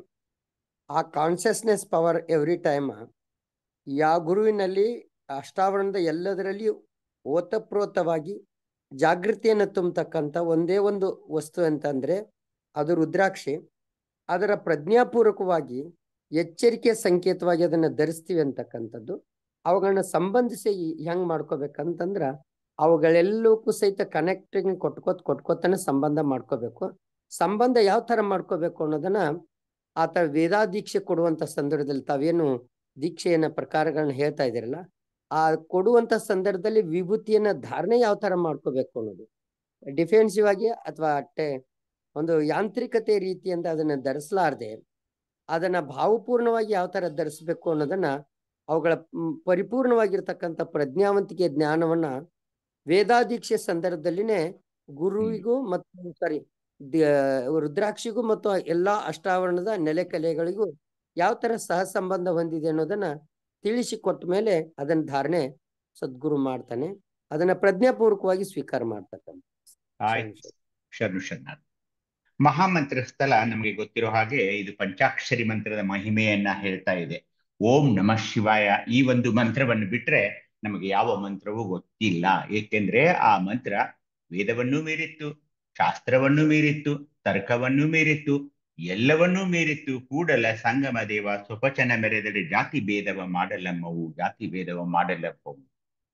ಹೀಗಾಗಿ ನಾವು ಯಾವಾಗಲೂ ಆ ಮಂತ್ರಾಕ್ಷರ ನೀವೇನು ಓಂ ನಮಃ ಶಿವಾಯ ಅನ್ನೋದನ್ನ ಯಾವಾಗ್ಲೂ ಒಂದು ಮನಸ್ಸಿನಲ್ಲಿ ಅದನ್ನ ಅಂತಾನೇ ಇರೋದು. ಉಸಿರು ತಗೊಳ್ಳುವಾಗ ಓಂ, ಬಿಡುವಾಗ ಶಿವಾಯ, ಓಂ ನಮಃ ಶಿವಾಯ ಅನ್ನೋದು. ಹೀಗೆ ಮಂತ್ರಾರ್ಥವನ್ನು ಅರ್ಥ ಮಾಡಿಕೊಂಡು ಆ ಓಂ ನಮಃ ಶಿವಾಯ, ಯಾಕಂದ್ರೆ ನೀವೆಲ್ಲ ಈಗ ಓಂ ಆ ಅಕ್ಷರವನ್ನ ಬಿಡಿಸಿ ನೋಡಿದ್ದೀರಾ. ಒಳಗಡೆ ಏನಿದೆ, ಎಷ್ಟು ಶಕ್ತಿಗಳು, ಎಷ್ಟು ಲಿಂಗಗಳು, ಎಷ್ಟು ಚಕ್ರಗಳು, ಎಲ್ಲವನ್ನ ನೀವು ನೋಡಿದ್ದೀರಿ. ಹೀಗಾಗಿ ಆ ಮಂತ್ರದ ಮಹಿಮೆಯನ್ನ ನೀವು ಅರ್ಥಕೊಂಡಿದ್ದೀರಾ ಅಂತ ನಾನು ಅನ್ಕೊಂಡಿದ್ದೀನಿ. ಹೀಗಾಗಿ ಆ ಮಹಾಮಂತ್ರ ಸ್ಥಳ ನಮ್ಗಿರೋದು ಒಂದೇ ಒಂದು ಮಂತ್ರ, ಅದು ಓಂ ನಮಃ ಶಿವಾಯ. ಅದರಲ್ಲಿ ಎಲ್ಲಾ ಬರ್ತಾ ಇದೆ. ಹೀಗಾಗಿ ಅದನ್ನ ನಾವು ಯಾವಾಗ್ಲೂ ನಿಧಾನವಾಗಿ, ಸರಳವಾಗಿ, ನಿಮ್ಗೆ ಯಾವಾಗ್ಲೂ ದುಗುಡ ದುಮ್ಮಾನ ಬಂದಾಗ ಸಹ ಹೆಚ್ಚು ಮಾತನಾಡದೆ, ಒಂದು ಟೆನ್ಷನ್ ಬಂದಾಗ ವಾದ ವಿವಾದಕ್ಕೆ ಇಳಿಯದೆ ಓಂ ನಮಃ ಶಿವಾಯ ಅಂತ ಮನಸ್ಸಿನಲ್ಲಿ ಅಂದ್ರೆ ಎಷ್ಟೋ ಮನಸ್ಸು ನೆಮ್ಮದಿಯಾಗ್ತಾ ಇದೆ, ಶಾಂತವಾಗ್ತಾ ಇದೆ. ಕೂಗಾಡಬೇಡಿ, ಧ್ವನಿಯನ್ನ ಮೇಲೆ ಎತ್ತರಿಸಕ್ ಹೋಗ್ಬೇಡಿ.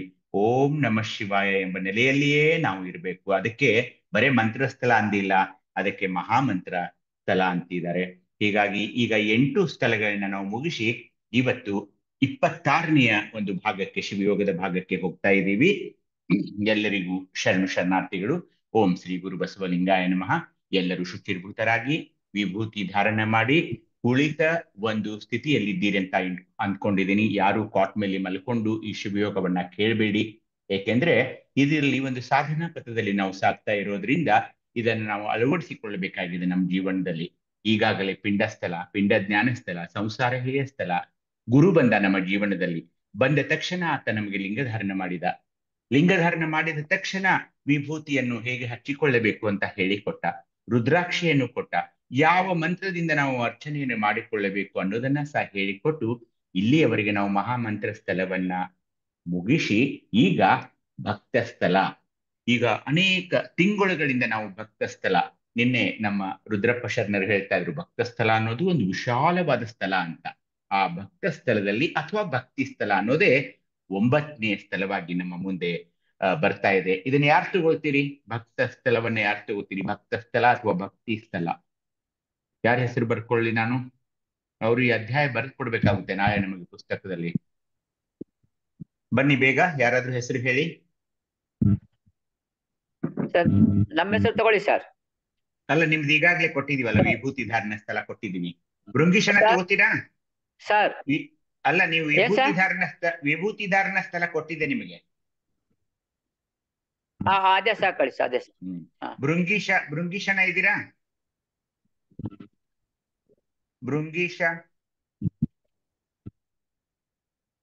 ಭೃಂಗಿಶನ ಇದ್ದೀರಾ ಅನ್ನ? ನೀವು ತಗೋತೀರಾ ಭಕ್ತ ಸ್ಥಳ?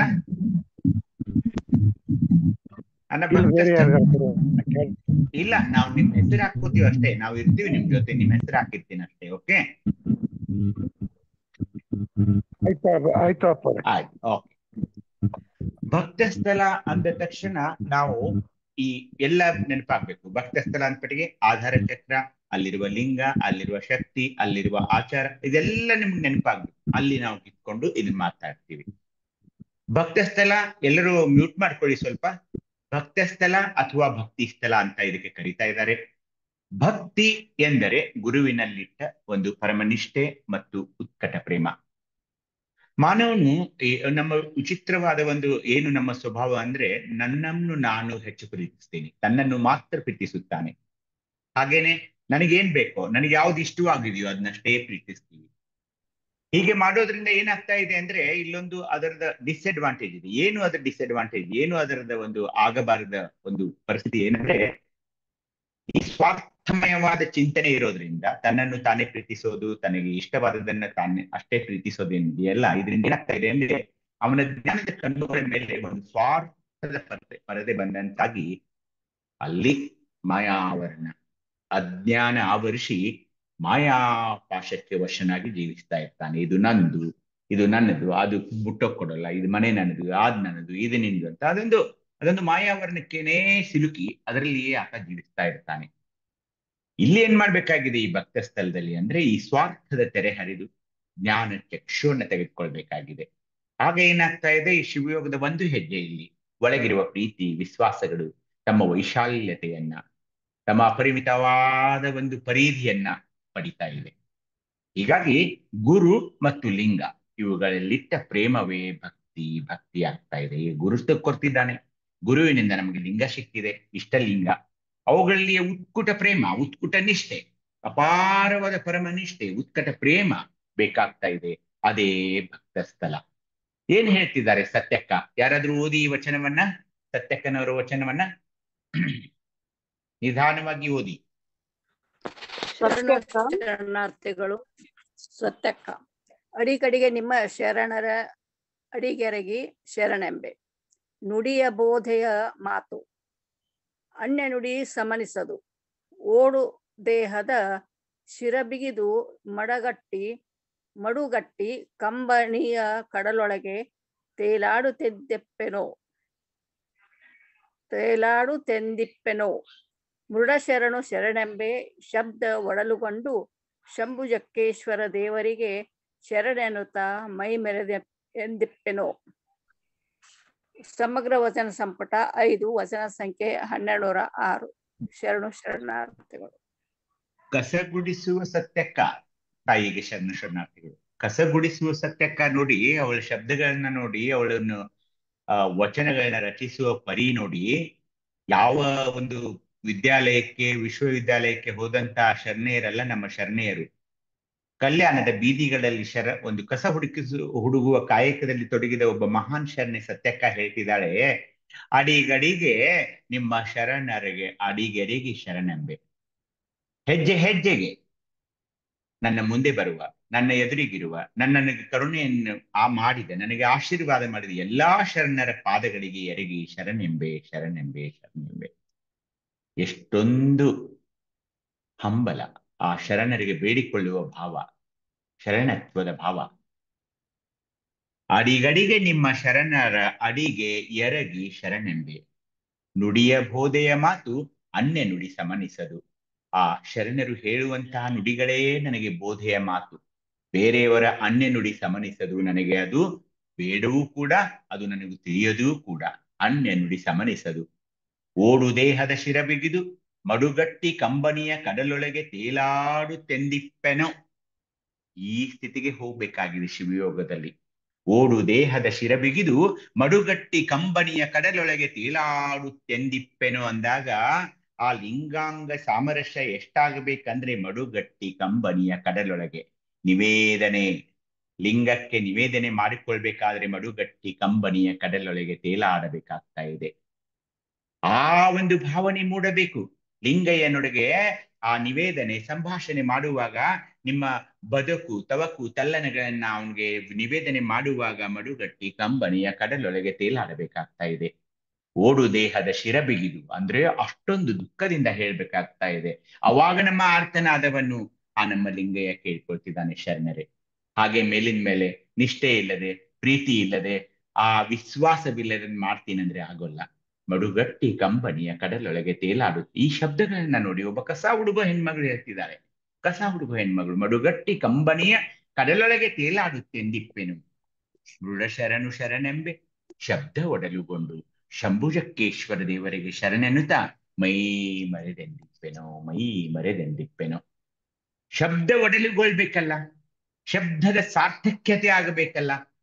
ನಿಮ್ಮ ಶಬ್ದದ ಅರ್ಥ ಅದು ಆರ್ತನಾದದಲ್ಲಿ ಆ ದೇವನಿಗೆ ಕೇಳಿಸಬೇಕು, ಶಂಭುಜಕ್ಕೇಶ್ವರ ದೇವರಿಗೆ ಕೇಳಿಸಬೇಕು.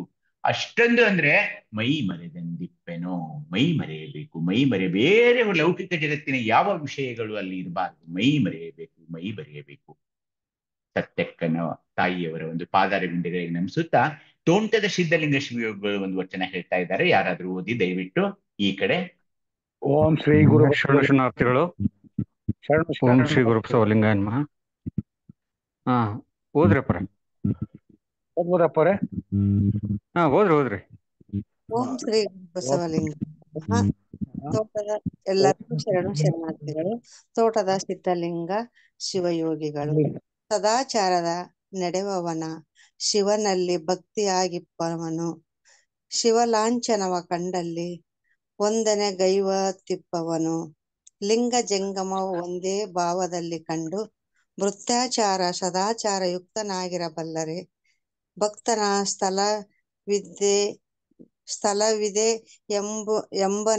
ಸ್ಥಳವಿದೆ ಎಂಬೆನಯ್ಯ ಮಹಾಲಿಂಗ ಗುರು ಸಿದ್ದೇಶ್ವರ ಪ್ರಭುವೆ. ಎಲ್ಲರಿಗೂ ಶರಣಾರ್ಥಿಗಳು. ವಚನ ಸಂಪುಟ ಸಂಖ್ಯೆ ಹೇಳಿ ಅಕ್ಕ. ಸಮಗ್ರ ವಚನ ಸಂಪುಟ ವಚನದ ಸಂಖ್ಯೆ 212. ಶರಣಾರ್ಥಿ. ಸಮಗ್ರ ವಚನ ಸಂಪುಟ 11, ವಚನದ ಸಂಖ್ಯೆ 212. ಪಂಚಾಚಾರಗಳು ಯಾವುವು ಅಕ್ಕ? ಇದೀಗ ಓದಿದ್ರಲ್ಲ, ಪಂಚಾಚಾರಗಳು ಯಾವ ಅಕ್ಕ? ಅನಸೂಯ ಅಕ್ಕ.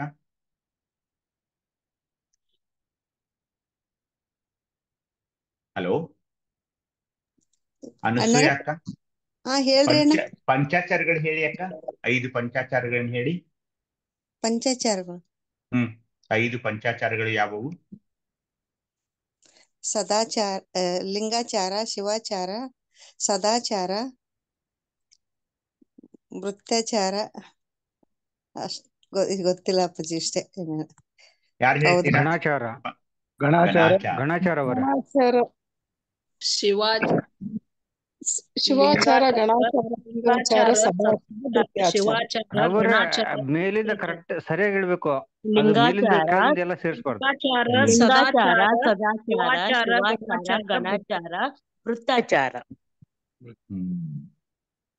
ಸದಾಚಾರದಲ್ಲಿ ನಡೆಬವನ ಶಿವನಲ್ಲಿ ಭಕ್ತಿಯಾಗಿಪ್ಪವನ. ಶಿವಲಾಂಛನವ ಕಂಡಲ್ಲಿ ವಂದನೆ ಗೈವು ತಿಪ್ಪವನ.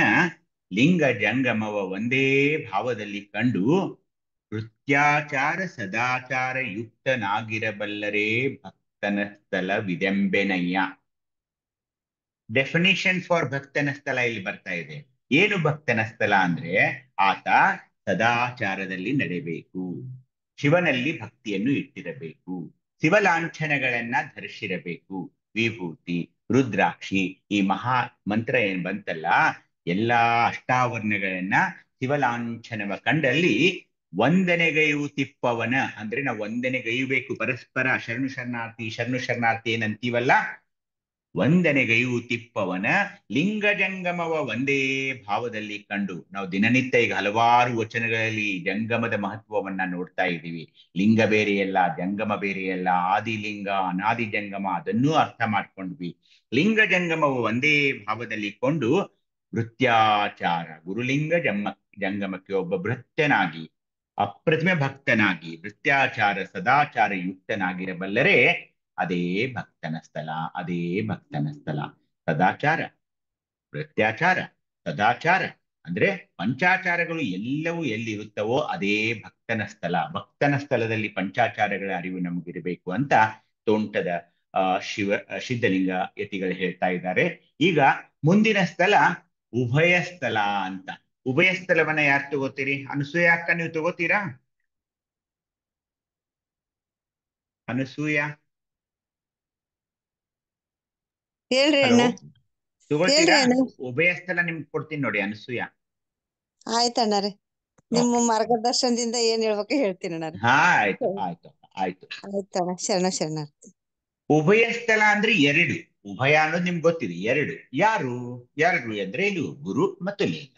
ಇವೆಲ್ಲ ಸ್ಥಳಗಳು ಅತ್ಯಂತ ಸರಳವಾಗಿವೆ, ಏನು ಅಲ್ಲಿ ಹೆಚ್ಚು ತಲೆ ಕೆಡಿಸ್ಕೊಳ್ಳೋದೇನಿಲ್ಲ. ಅಯ್ಯೋ ಅತ್ಯಂತ ಗಹನವಾಗಿದೆ ಅನ್ನೋದೇನಿಲ್ಲ. ಉಭಯ ಸ್ಥಳ ಅಂದ್ರೆ ಯಾರು ಗುರು ಮತ್ತು ಲಿಂಗ ಈ ಉಭಯ ಸ್ಥಳದಲ್ಲಿ ಸಮದೃಷ್ಟಿ ಸಮಭಕ್ತಿ ಇಡ್ತಾರೋ ಅವರಿಗೆ ಉಭಯಸ್ಥಲಿ ಅಂತ ಕರೀತಾರೆ. ಆ ಉಭಯ ಸ್ಥಳದಲ್ಲಿ ನಿಂತ ಒಬ್ಬ ಶರಣನಿಗೆ ಉಭಯಸ್ಥಲಿ ಅಂತ ಕರೀತಾ ಇದ್ದಾರೆ. ಭಕ್ತ ಮತ್ತು ಜಂಗಮ ತತ್ವಗಳೆರಡೂ ಒಂದೇ. ಭಕ್ತ ಮತ್ತು ಜಂಗಮ ದೇಹ ಎರಡೂ ಒಂದೇ, ಒಂದೇ ಪ್ರಾಣ. ಇವೆರಡಕ್ಕೂ ಒಂದೇ ಪ್ರಾಣ. ಅವೆರಡರ ಸಂಬಂಧ ಹೇಗಂದ್ರೆ ಅವುಗಳನ್ನ ಬೇರ್ಪಡಿಸಲು ಬರೋಲ್ಲ, ಅವಿಭಾಜ್ಯವಾಗಿವೆ. ಯಾವುದು? ಭಕ್ತ ಮತ್ತು ಜಂಗಮ. ಲಿಂಗಮದ ಉದಯ, ಜಂಗಮದ ಅನುಭವ, ಮತ್ತೊಂದ ನರಿಯನಯ್ಯ ಶರಣನು ಅಂತ ವಚನಗಳಲ್ಲಿ ಬರ್ತಾ ಇದೆ. ಭಕ್ತನು ಲಿಂಗ ದೀಕ್ಷೆ, ಲಿಂಗ ಧಾರಣೆ, ಲಿಂಗ ಪೂಜೆಯಲ್ಲಿ ಉದಯವಾದನು. ಆ ಭಕ್ತಿಗೆ ನಿತ್ಯ ಬೇಕಾಗುವ ಅರ್ಚನೆ, ಅನುಭವ ಜಂಗಮದಿಂದ ಭಕ್ತನಿಗೆ ಲಭಿಸುವುದು. ಹೀಗಾಗಿ ಗುರು ಮತ್ತು ಲಿಂಗ ಅನ್ನಿ ಅಥವಾ ಭಕ್ತ ಅಂತ ಜಂಗಮ ಅನ್ನಿ ಈ ಉಭಯ ಸ್ಥಳ. ಈ ಸ್ಥಿತಿಯಲ್ಲಿ ಭಕ್ತನು ಲಿಂಗ ಪೂಜೆ, ಜಂಗಮದ ಅನುಭವ ಎರಡರ ಮೇಲೆ ತನ್ನ ದೃಷ್ಟಿಯನ್ನು ಕೇಂದ್ರೀಕರಿಸಿ ಉಭಯಸ್ಥಲಿಯಾಗುವನು. ಅಂದ್ರೆ ಏನು? ಗುರು ಅಂತ ನನಗೆ ಸಿಕ್ಕಿದ್ದಾನೆ, ಅವನ ಕೃಪೆಯಿಂದ, ಅವನ ಆಶೀರ್ವಾದದಿಂದ, ಅವನ ಕರುಣೆಯಿಂದ ನನಗೆ ಎದೆಯ ಮೇಲೆ ಲಿಂಗವೂ ಸಿಕ್ಕಿದೆ. ಹೀಗಾಗಿ ನನಗೆ ಇಬ್ಬರು ಸಿಕ್ಕಿದ್ದಾರೆ. ಈಗ ಆ ಪರವಸ್ತುವಿನ ಒಂದು ಕರುಣೆಯಿಂದ ಗುರು ಮತ್ತು ಲಿಂಗದಲ್ಲಿ ಸಿಕ್ಕು ಈಗ ನನಗೇನಾಗಿದೆ? ಉಭಯ ಸ್ಥಳ ಸಿಕ್ಕು ನಾನು ಅತ್ಯಂತ ಆನಂದ ಭಾವದಲ್ಲಿದ್ದೇನೆ. ಈ ಎರಡು ಸ್ಥಳ ನನಗೆ ಸಿಕ್ಕಿರೋದ್ರಿಂದ ನಾನು ಉಭಯಸ್ಥಲಿಯಾಗಿದ್ದೇನೆ. ಯಾವ ಉಭಯಸ್ಥಲಿ? ಗುರು ಮತ್ತು ಲಿಂಗ. ಲಿಂಗದುದಯ, ಜಂಗಮದ ಅನುಭವ. ಆ ಗುರು ಜಂಗಮನೇ ಅಂದುಕೊಳ್ಳಬಹುದು. ಗುರು ಲಿಂಗ ಜಂಗಮ ಅಂತೇನಿದೆಯಲ್ಲ, ಇವುಗಳೆಲ್ಲ ಒಂದಕ್ಕೊಂದು ಸಮೀಕರಣವಾಗಿ ಸಕೀಲದ ಸಂಬಂಧಗಳಲ್ಲಿ ಇರ್ತಾ ಇವೆ. ಹೀಗಾಗಿ ನಾನಿಲ್ಲೇನಂದ್ರೆ ಉಭಯ ಸ್ಥಳದಲ್ಲಿ ಅಂದ್ರೆ ಉಭಯಸ್ಥಲಿ ಅಂದ್ರೆ ಏನಂದ್ರೆ ಭಕ್ತನು ಲಿಂಗ ಪೂಜೆ ಮತ್ತು ಜಂಗಮದ ಅನುಭವ, ಇವೆರಡು ಲಿಂಗ ಮತ್ತು ಜಂಗಮದ ಅನುಭವ ಇವೆರಡರ ಮೇಲೆ ದೃಷ್ಟಿಯನ್ನ ಕೇಂದ್ರೀಕರಿಸಿ ಉಭಯಸ್ಥಲಿಯಾಗುವನು ಅನ್ನೋದು ಈ ಉಭಯಸ್ಥಳ ಅಂತ 10ನೆಯ ಒಂದು ಇದು ಬರ್ತಾ ಇದೆ. ಇದರಲ್ಲಿ ಬರುವಂತ ಮೊದಲನೆಯ ಚನ್ನಬಸವಣ್ಣನವರ ವಚನವನ್ನ ಯಾರಾದ್ರೂ ಓದಿ. ಓಂ ಶ್ರೀ ಗುರು ಬಸವಲಿಂಗಾಯ ನಮಃ. ಲಿಂಗದಲ್ಲಿ ಆಚಾರ ಲಿಂಗ ಸಂಬಂಧಿಯಾಗಿದ್ದ, ಲಿಂಗದಲ್ಲಿ ಮಹಾಲಿಂಗ ಸಂಬಂಧಿಯಾಗಿದ್ದ, ಇಂತಿ ಉಭಯ ಸಂಘ ಸಂಬಂಧ ಸನ್ನಿಹಿತನಾಗಿದ್ದ ಕೂಡಲ ಚನ್ನ ಸಂಘ ನಿಮ್ಮ ಶರಣ. ಸಮಗ್ರ ವಚನ ಸಂಪುಟ 3 ವಚನದ 857. ಶರಣಾರ್ಥಿಗಳು. ಶರಣು ಬೃಂಗೇಶನ. ಆಚಾರ ಲಿಂಗ ಯಾವ ಚಕ್ರದಲ್ಲಿ ಬರ್ತಾ ಇದೆ? ಆಧಾರ ಚಕ್ರ. ಮೂಲಾಧಾರ ಚಕ್ರ. ಮತ್ತೆ ಮಹಾಲಿಂಗ ಹೀಗಾಗಿ ಅಂಗದಲ್ಲಿ ಆಚಾರ ಲಿಂಗ ಸಂಬಂಧಿಯಾಗಿಪ್ಪ, ಮನದಲ್ಲಿ ಮಹಾಲಿಂಗ ಸಂಬಂಧಿಯಾಗಿಪ್ಪ, ಇಂತಿ ಉಭಯ ಸಂಘ ಸಂಬಂಧ ಸನ್ನಿಹಿತನಾಗಿಪ್ಪ ಕೂಡಲ ಚನ್ನ ಸಂಘ ನಿಮ್ಮ ಶರಣ ಅಂದಾಗ ಆಚಾರಗಳನ್ನು ನಮಗೆ ಹೇಳಲಿಕ್ಕೆ, ಪಂಚಾಚಾರಗಳನ್ನು ನಮ್ಮಲ್ಲಿ ಅಳವಡಿಸಲಿಕ್ಕೆ ಗುರು ಬೇಕಾಗ್ತಾ ಇದ್ದಾನೆ ಅಥವಾ ಜಂಗಮದ ಅನುಭವ ಬೇಕಾಗ್ತಾ ಇದೆ. ಅಂಗದಲ್ಲಿ ಆಚಾರ ಲಿಂಗ ಸಂಬಂಧಿಯಾಗಿಪ್ಪ, ಮನದಲ್ಲಿ ಮಹಾಲಿಂಗ ಸಂಬಂಧಿಯಾಗಿಪ್ಪ. ಎಲ್ಲಿ? ಆಜ್ಞಾಚಕ್ರದಲ್ಲಿರುವ ಮಹಾಲಿಂಗ ಏನಿದೆಯಲ್ಲ ಅದು ಪ್ರಾಣಲಿಂಗಾನ್ನಿ ಅಥವಾ ನಿಮ್ಮ ಈ ಇಷ್ಟಲಿಂಗದ ಸ್ವರೂಪವಾದ ನಿಷ್ಕಲ ಲಿಂಗ ಅನ್ನಿ, ಏನೇ ಅನ್ನಿ, ಆದ್ರೆ ಮನದಲ್ಲಿ ಮಹಾಲಿಂಗ ಭಾವಲಿಂಗ ಅಥವಾ ಪ್ರಾಣಲಿಂಗದ ಸ್ವರೂಪವಾಗಿ ಮಹಾಲಿಂಗ ಸಂಬಂಧಿಯಾಗಿಪ್ಪ ಇಂತಿ ಉಭಯ ಸಂಘ ಸಂಬಂಧ ಸನ್ನಿಹಿತನಾಗಿಪ್ಪ ಕೂಡಲ ಚಂಡ ಸಂಘ ನಿಮ್ಮ ಶರಣ ಅನ್ನುವಾಗ ಅಂಗ ಮತ್ತು ಲಿಂಗದ ಒಂದು ಉಭಯ ಸ್ಥಳ ಅಂತ ಏನ್ ಬರ್ತಾ ಇದೆಯಲ್ಲ, ಆಚಾರಲಿಂಗ ಮಹಾಲಿಂಗ, ಒಂದು ಆಚಾರಲಿಂಗ ಅತ್ಯಂತ ಒಂದು ಕೆಳಗಿನ ಅಂದ್ರೆ ಭಕ್ತ ಸ್ಥಳದಲ್ಲಿರುವಂತಹ ಲಿಂಗವಾದ್ರೆ ಮಹಾಲಿಂಗ ಮೇಲಿನ ಸ್ಥಳದಲ್ಲಿ ಬರ್ತಾ ಇದೆ. ಈ ಎರಡೂ ಉಭಯ ಸ್ಥಳಗಳಲ್ಲಿ ಉಭಯ ಸ್ಥಳೀಯಾಗಿ ನಾವು ನೋಡ್ತಾ ಇದ್ದೀವಲ್ಲ, ಅದಕ್ಕೆ ಈ ವಚನ ಬರ್ತಾ ಇದೆ. ಮುಂದಿನ ವಚನ ಅವಸರದ ರೇಖಣ್ಣನವರದು, ಯಾರಾದ್ರೂ ಓದಿ ಸ್ವಲ್ಪ ದಯವಿಟ್ಟು. ಓಂ ಶ್ರೀ ಗುರು ಬಸವಲಿಂಗಾಯ ನಮಃ. ಸರ್ವರಿಗೂ ಭಕ್ತಿಯ ಶರಣ ಶರಣಾರ್ಥಿಗಳು. ಪರುಷ ಲೋಹವ ಸೋಂಕಿದಲ್ಲಿ ಆ ಗುಣ ಒಳಿದು ಹೇಮವಾಯಿತಲ್ಲದೆ ಪುನರಪಿ ಶುದ್ಧಾತ್ಮವಾದುದಿಲ್ಲ. ಗುರು ಲಿಂಗವೆಂದು ಕೊಟ್ಟಡೆ ಅಂಗದಲ್ಲಿ ಬಂಧವಾಯಿತಲ್ಲದೆ ಸರ್ವಾಂಗ ಆತ್ಮನಲ್ಲಿ ಲೀಯವಾದುದಿಲ್ಲ. ಇಂತಿದು ಕಾರಣದಲ್ಲಿ ಕೆಂಡದ ಮೇಲೆ ಕಟ್ಟಿಗೆಯ ಹಾಕಿದಡೆ ಹೊತ್ತುವುದಲ್ಲದೆ ನಂದಿದ ಪ್ರಕಾಶಕ್ಕೆ ಅರಳೆಯ ತಂದಿರಿಸಿದಡೆ ಹೊತ್ತಿದುಂಟೆ. ಇದು ಕಾರಣ ಸಂಸಾರ ಪಾಶದಲ್ಲಿ ಬಿದ್ದ ಗುರು ಇಂತಿ ಗುರುಸ್ಥಳ ನಿರ್ವಾಹ ಸಂಪಾದನೆ ಸದ್ಯೋಜಾತ ಲಿಂಗಕ್ಕೆ. ಸಮಗ್ರ ವಚನ ಸಂಪುಟ 6, ವಚನದ ಸಂಖ್ಯೆ 664. ಶರಣ ಶರಣಾರ್ಥಿ. ಶರಣ ಅವಸರದ ರೇಖಣ್ಣ ಒಬ್ಬ ಅನುಪಮ ಶರಣರಿವರು. ಅವ್ರು ಏನ್ ಹೇಳ್ತಿದ್ದಾರೆ ಅಂದ್ರೆ, ಪರುಷ ಲೋಹವ ಸೋಂಕಿದಲ್ಲಿ ಆ ಗುಣ ಒಳಿದು ಹೇಮವಾಯಿತು. ಅಂದ್ರೆ ಪರುಷ ಅಂತ ನಾವು ಹಿಂದೆ ಒಂದು ಕ್ಲಾಸ್ ತಗೊಂಡಿದ್ವಿ. ಪರುಷ ಮುಟ್ಟಲೊಡನೆ ಆ ಕಬ್ಬಿನ ಏನಾಗ್ತಾ ಇದೆ, ಬಂಗಾರವಾಗುತ್ತದೆ ಅನ್ನೋದನ್ನ ನೋಡಿದ್ವಿ. ಆದ್ರೆ ಅದು ಪುನರಪಿ ಶುದ್ಧಾತ್ಮವಾದುದಿಲ್ಲ ಅಂದ್ರೆ ಏನಂದ್ರೆ ಮತ್ತೆ ಅದನ್ನ ನಾವು ಕಬ್ಬಿಣವನ್ನಾಗಿ ಮಾಡೋಕ್ ಬರಲ್ಲ.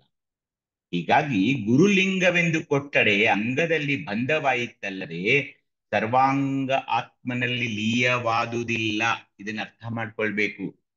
ಗುರುವೇನ ಲಿಂಗ ಧಾರಣ ಮಾಡಿದ ನಮ್ಮ ಎದೆಯ ಮೇಲೆ, ಸರ್ವಾಂಗ ಆತ್ಮನಲ್ಲಿ ಲೀಯವನ್ನು ಮಾಡಿಕೊಳ್ಳುವ ಒಂದು ಆದ್ಯವಾದ ಕರ್ತವ್ಯ ನಮ್ಮ ಮೇಲೆ ಇರುತ್ತದೆಯೇ ಹೊರತು ಗುರುವಿನ ಮೇಲೆ ಇರೋದಿಲ್ಲ. ಆ ಸಾಧನೆ, ಆ ಪಥದಲ್ಲಿ ನಡೆಯೋದು, ಆ ಪ್ರಯೋಗದಲ್ಲಿ ನಿರತನಾಗುವುದು, ಅದರಲ್ಲಿ ತೊಡಗುವುದು, ಆ ದೊಡ್ಡ ಜವಾಬ್ದಾರಿ ನಮ್ಮ ಮೇಲೆ ಇರುತ್ತದೆ ಹೊರತು ಗುರುವಿನ ಮೇಲೆ ಇರೋದಿಲ್ಲ.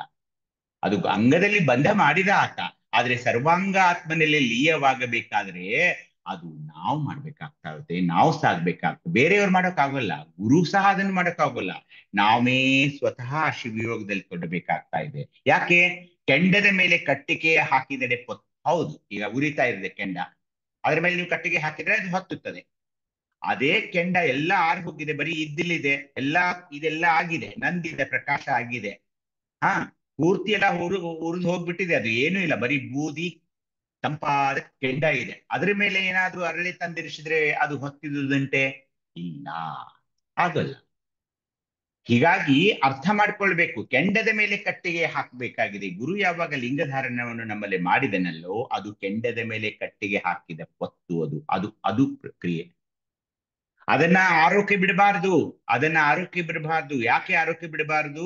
ಈಗ ಗುರುವಿನ ಆಶೀರ್ವಾದವಾಗಿದೆ, ಬಿಡಿ ಮುಂದಿನ ತಿಂಗಳು ನಾನು ಮಾಡ್ಕೊಳ್ತೀನಿ, ಮುಂದಿನ ವರ್ಷ ನಾನು ಮಾಡ್ಕೊಳ್ತೀನಿ, ಲಿಂಗ ಏನ್ ಓಡಿ ಹೋಗುತ್ತಾ ನನ್ನ ಎದೆ ಮೇಲೆ ಹಾಗೆ ಇರುತ್ತದೆ ಅನ್ನೋಕ್ಕಾಗಲ್ಲ. ಯಾಕೆ? ನಂದಿದ ಪ್ರಕಾಶಕ್ಕೆ ಅರಳೆಯ ತಂದಿರಿಸಿದರೆ ಹೊತ್ತಿದುದಂತೆ.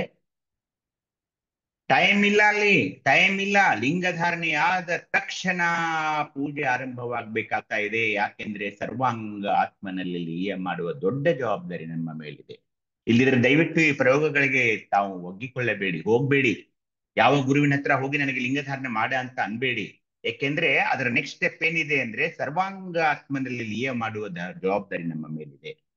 ಇಲ್ದಿದ್ರೆ ಏನಾಗುತ್ತೆ? ನಂದಿದ ಪ್ರಕಾಶಕ್ಕೆ ಅರಳೆಯ ತಂದಿರಿಸಿದ ಹಾಗೆ ಆಗುತ್ತೆ, ಅದು ಹೊತ್ಕೊಳ್ಳಲ್ಲ.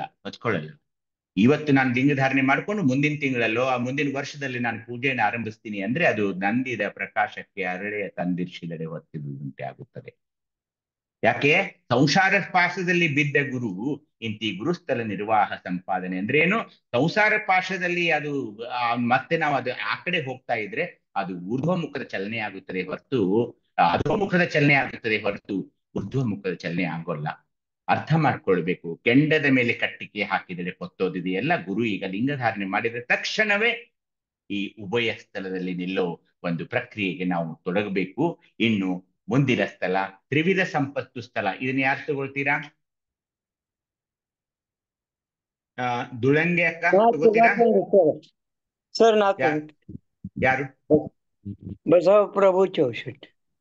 ಚೌಶೆಟ್ಟಿ ಅನ್ನ ನೀವು ತಗೊಳ್ಳಿ. ಚೌಶೆಟ್ಟಿ ಅನ್ನ, ಬಸವಪ್ರಭು ಚೌಶೆಟ್ಟಿ. ಇಲ್ಲಿ ನೋಡಿ ಇದು ತ್ರಿವಿಧ ಸಂಪತ್ತು ಸ್ಥಳ. ಆಗಲೇ ಉಭಯ ಸ್ಥಳ ಬಂತು. ಈಗ ಮೂರು ಅನ್ನೋದು. ಈಗ ಆಗಲೇ ಗುರುಲಿಂಗ ಅಥವಾ ಇಲ್ಲಿ ಗುರುಲಿಂಗ ಜಂಗಮ ಮೂರು ಬರ್ತಾ ಇದೆ. ತ್ರಿವಿಧ ಸಂಪತ್ತು. ಯಾಕೆ ಸಂಪತ್ತು ಅಂತಿದ್ದಾರೆ ಅಂದ್ರೆ ಇವೆಲ್ಲ ನಮ್ಮ ಗುರುದೇವರು ನಮಗೆ ಕೊಟ್ಟು ಸಂಪತ್ತೇ ಆಗಿದೆ. ಹೀಗಾಗಿ ತ್ರಿವಿಧ ಸಂಪತ್ತು ಸ್ಥಳದಲ್ಲಿ, ಈ ಸ್ಥಳದಲ್ಲಿ ನಿಂತ್ಕೊಂಡಾಗ ನಾವು ಎಷ್ಟೊಂದು ಭಾಗ್ಯವಂತರು ಅಂದ್ರೆ ಇಲ್ಲಿ ಸಂಪತ್ತು, ತ್ರಿವಿಧ ಸಂಪತ್ತು. ಅಲ್ಲಿ ಉಭಯ ಸ್ಥಳಿಯಾಗಿದ್ವಿ, ಇಲ್ಲಿ ತ್ರಿವಿಧ ಸಂಪತ್ತು ಸಿಗ್ತಾ ಇದೆ. ಭಕ್ತನು ಶತಸ್ಥಲ ಮಾರ್ಗದಲ್ಲಿ ಮುನ್ನಡೆವಾಗ ಆತನ ಭಕ್ತಿ ವಿಶೇಷದಿಂದ ಈಗ ಗುರುದೇವರ ಕರುಣೆಯಿಂದ ನಮಗೆ ತ್ರಿವಿಧ ಸಂಪತ್ತು ಲಭಿಸ್ತಾ ಇದೆ. ಸ್ವಲ್ಪ ಮ್ಯೂಟ್ ಮಾಡ್ಕೊಳ್ಳಿ ಬೇರೆಯವರು. ತ್ರಿವಿಧ ಸಂಪತ್ತು ಸಿಗ್ತಾ ಇದೆ. ಅದು ಯಾವುದು ತ್ರಿವಿಧ ಸಂಪತ್ತು? ಗುರು, ಲಿಂಗ, ಜಂಗಮ. ಇವು ನಮ್ಮ ಧರ್ಮದ ಗುರುಗಳು, ನಮ್ಮ ಗುರುದೇವರು ಕೊಟ್ಟಂತ ಸಂಪತ್ತು ನಮಗಾಗಿದೆ. ಈ ಲೌಕಿಕದ ಸಂಪತ್ತನ್ನು ಅತಿಗಳೆದು ಈ ತ್ರಿವಿಧ ಸಂಪತ್ತನ್ನು ಭಕ್ತ ಸ್ತರದಲ್ಲಿ ಭಕ್ತ ಪಡಿತಾ ಇದ್ದಾನೆ ಬಂಧುಗಳೇ. ಇದರ ಸಾಕಾರತೆಯೇ ಲಿಂಗಪಥದತ್ತ ಸಾಗ್ಯದ ಪ್ರಗತಿಯ ಸಂಕೇತ. ಈಗಂದ್ರೆ ಭಕ್ತ ಸ್ಥಳದಲ್ಲಿ ನಿಂತುಕೊಂಡು ಈ ಮೂರು ತ್ರಿವಿಧ ಸಂಪತ್ತು ಸ್ಥಳ ಗುರು, ಲಿಂಗ, ಜಂಗಮಗಳನ್ನು ಪಡೆದು ಲಿಂಗ ಪಥದಲ್ಲಿ, ಶರಣ ಪಥದಲ್ಲಿ, ಶಿವಯೋಗದಲ್ಲಿ ನಾವು ಮುಂದೆ ಸಾಗಬೇಕಾಗಿದೆ. ಗುರುಕಾರುಣ್ಯ ಸ್ಥಳದಲ್ಲಿ ನಮಗೆ ಗುರು ಸಿಕ್ಕಿದ್ದಾನೆ. ಲಿಂಗಧಾರಣ ಸ್ಥಳದಲ್ಲಿ ಲಿಂಗ ಸಿಕ್ಕಿದೆ. ಉಭಯ ಸ್ಥಳದಲ್ಲಿ ಜಂಗಮ ಸಿಕ್ಕಿದೆ. ಹೀಗಾಗಿ ತ್ರಿವಿಧ ಸಂಪತ್ತು ಈಗ ಲಭಿಸಿರೋದ್ರಿಂದ ನಮಗೆ ನಮ್ಮ ಮಾರ್ಗ, ಭಕ್ತ ಸ್ಥಳದಲ್ಲಿ ಏನ್ ನಾವು ಚಿಂತನೆ ಮಾಡ್ತಾ ಇದ್ದೀವಲ್ಲ, ನಮ್ಮ ಮಾರ್ಗ ಸುಲಭವಾಗಿ ಮುಂದೆ ಹೋಗ್ತಾ ಇದೆ. ಯಾಕೆಂದ್ರೆ ಗುರು, ಲಿಂಗ, ಜಂಗಮದ ಒಂದು ಆಶೀರ್ವಾದ, ಕರುಣೆ ನಮ್ಮ ಮೇಲೆ ಸಿಗ್ತಾ ಇದೆ. ಅದಕ್ಕೆ ಇದನ್ನ ತ್ರಿವಿಧ ಸಂಪತ್ತು ಸ್ಥಳ ಅಂತ ಕರೀತಾ ಇದ್ದಾರೆ. ಅದಕ್ಕೆ ಒಂದು ವಚನಗಳು ಬರ್ತಾ ಇವೆ. ಬಸವಣ್ಣನವರ, ನಮ್ಮ ಗುರುದೇವರ ವಚನ, ಸುಂದರವಾದ ವಚನ ಬರ್ತಾ ಇದೆ. ಯಾರಾದ್ರೂ ಓದೀಗ. ಓಂ ಶ್ರೀ ಗುರು ಬಸವಲಿಂಗಾಯ ನಮಃ. ಬಸವಣ್ಣ ನಿತ್ಯ ನಿರಂಜನ ಪರಜ್ಯೋತಿ ವಸ್ತು ಉಪದೇಶವ ಕೊಟ್ಟು ಗುರುವಾದ, ಕರಸ್ಥಲಕ್ಕೆ ಬಂದು ಲಿಂಗವಾದ, ಹಸರವಾದ ಪ್ರಪಂಚನ ಅಳಿದು ದಾಸೋಹ ಮಾಡಿಸಿಕೊಂಡು ಜಂಗಮವಾದ. ಇಂತಿ ಗುರುಲಿಂಗ ಜಂಗಮ ಒಂದೇ ಅಲ್ಲದೆ ಭಿನ್ನವಿಲ್ಲ. ಈ ಮೂರಕ್ಕೆ ಮೂರನಿತ್ತು ಮೂರನೊಂದ ಮಾಡಬಲ್ಲಡೆ. ಆತ ಪ್ರಸಾದ ಕಾಯನಯ್ಯ ಕೂಡಲ ಸಂಗಮ ದೇವ. ಸಮಗ್ರ ವಚನ ಸಂಪುಟ 1, ವಚನದ ಸಂಖ್ಯೆ 1247. ಎಲ್ಲರಿಗೂ ಶರಣಾರ್ಥಿ. ಶರಣಕ್ಕ. ನೋಡಿ, ಬಸವಣ್ಣನವರು ನಮ್ಮ ಗುರುದೇವರು ಎಷ್ಟು ಚೆನ್ನಾಗಿ ಹೇಳ್ತಿದ್ದಾರೆ ನೋಡಿ. ನಿತ್ಯ ನಿರಂಜನ ಪರಂಜ್ಯೋತಿ ವಸ್ತು. ನಿರಂಜನ ಲಿಂಗ ಎಲ್ಲಿದೆ? ಪಶ್ಚಿಮ ಚಕ್ರದಲ್ಲಿದೆ. ನೋಡಿ, ನಿತ್ಯ ನಿರಂಜನ ಪರಂಜ್ಯೋತಿ ವಸ್ತು. ಈ ಶಬ್ದಗಳು ಬಂದಾಗ ನೀವು ಅರ್ಥ ಮಾಡ್ಕೊಳ್ಬೇಕು. ನೇರವಾಗಿ ಪಶ್ಚಿಮ ಚಕ್ರದಲ್ಲಿರುವ ನಿತ್ಯ ನಿರಂಜನ ಪರಂಜ್ಯೋತಿ ವಸ್ತುವನ್ನ ಉಪದೇಶವ ಕೊಟ್ಟು ಗುರುವಾದ. ಗೊತ್ತಿರಲಿಲ್ಲ ನಮಗೆ ಗೊತ್ತೇ ಇರಲಿಲ್ಲ. ಏನು? ಆ ಪಶ್ಚಿಮ ಚಕ್ರ ಒಂದಿದೆ ಅಂತ ಗೊತ್ತಿಲ್ಲ, ಶಿಖಾಚಕ್ರ ಒಂದಿದೆ ಅಂತ ಗೊತ್ತಿಲ್ಲ, ಬ್ರಹ್ಮಚಕ್ರ ಗೊತ್ತಿಲ್ಲ, ಅಲ್ಲಿರುವ ಲಿಂಗಗಳ ಬಗ್ಗೆ ಏನೂ ಗೊತ್ತಿರಲಿಲ್ಲ. ಆ ನಿತ್ಯ ನಿರಂಜನ ಪರಂಜ್ಯೋತಿ ವಸ್ತುವ ಒಂದು ಪರಿಚಯವನ್ನಾಗ್ಲಿ, ಅದರ ಸಾಕಾರತೆಯನ್ನಾಗ್ಲಿ, ಅದು ಎಲ್ಲಿದೆ, ಅದರ ಮಹತ್ವವೇನವನ್ನು, ಅದರ ಮಹತಿಯನ್ನು ಯಾರು ಕೊಟ್ಟರು ನಮಗೆ? ಉಪದೇಶವ ಕೊಟ್ಟು ಗುರುವಾದ. ಮುಂದೆ ಅನ್ಕೊಂಡ್ವಿ, ಬ್ರಹ್ಮಚಕ್ರ, ಸಹಸ್ರದಳ, ಅಲ್ಲಿ ನಿಷ್ಕಲ ಲಿಂಗ ಇದೆ. ಅಪ್ಪ, ಅದನ್ನ ಎಲ್ಲಿ ಹೋಗಿ ನಾನು ಪಡ್ಕೊಳ್ಬೇಕು? ಎಲ್ಲಿಂದ ನಾನು ದರ್ಶನ ಮಾಡ್ಕೊಳ್ಬೇಕು? ಅದನ್ನ ಹೇಗೆ ನಾನು ಪೂಜಿಸಬೇಕು ಅಂದಾಗ ಗುರುದೇವರು ಹೇಳಿದ್ರು, ಕರಸ್ಥಲಕ್ಕೆ ಬಂದು ಲಿಂಗವಾದ. ಬ್ರಹ್ಮಚಕ್ರದಲ್ಲಿ ಇರುವಂತಹ ನಿಷ್ಕಲ ಲಿಂಗವನ್ನು ಕರಸ್ಥಲಕ್ಕೆ ಬಂದು ಲಿಂಗವಾದ. ಕರಸ್ಥಲಕ್ಕೆ ಬಂದು ಲಿಂಗವಾದ. ನಿರವಯ ಸಾವಯವ ಅಂತ ಬಂತಲ್ಲ, ಕರಸ್ಥಲಕ್ಕೆ ಬಂದು ಲಿಂಗವಾದ. ಪಶ್ಚಿಮ ಚಕ್ರದಲ್ಲಿರುವ ನಿರಂಜನ ಲಿಂಗ, ಬ್ರಹ್ಮಚಕ್ರದಲ್ಲಿರುವಂತಹ, ಸಹಸ್ರದಾಳ ಚಕ್ರದಲ್ಲಿರುವಂತಹ ನಿಷ್ಕಲ ಲಿಂಗವನ್ನ ಕರಸ್ಥಲಕ್ಕೆ ಬಂದು ಲಿಂಗವಾದ ಅಂತ ಗುರುದೇವರು ಹೇಳ್ತಿದಾರಲ್ಲ. ಹಸರವಾದ ಪ್ರಪಂಚ ನಡೆದು ದಾಸೋಹ ಮಾಡಿಸಿಕೊಂಡು ಜಂಗಮವಾದ. ಬಂದ, ಮನೆಗೆ ಬಂದ, ದಾಸೋಹ ನಮ್ಮ ಕಡೆಯಿಂದ ಮಾಡಿಸಿಕೊಂಡ.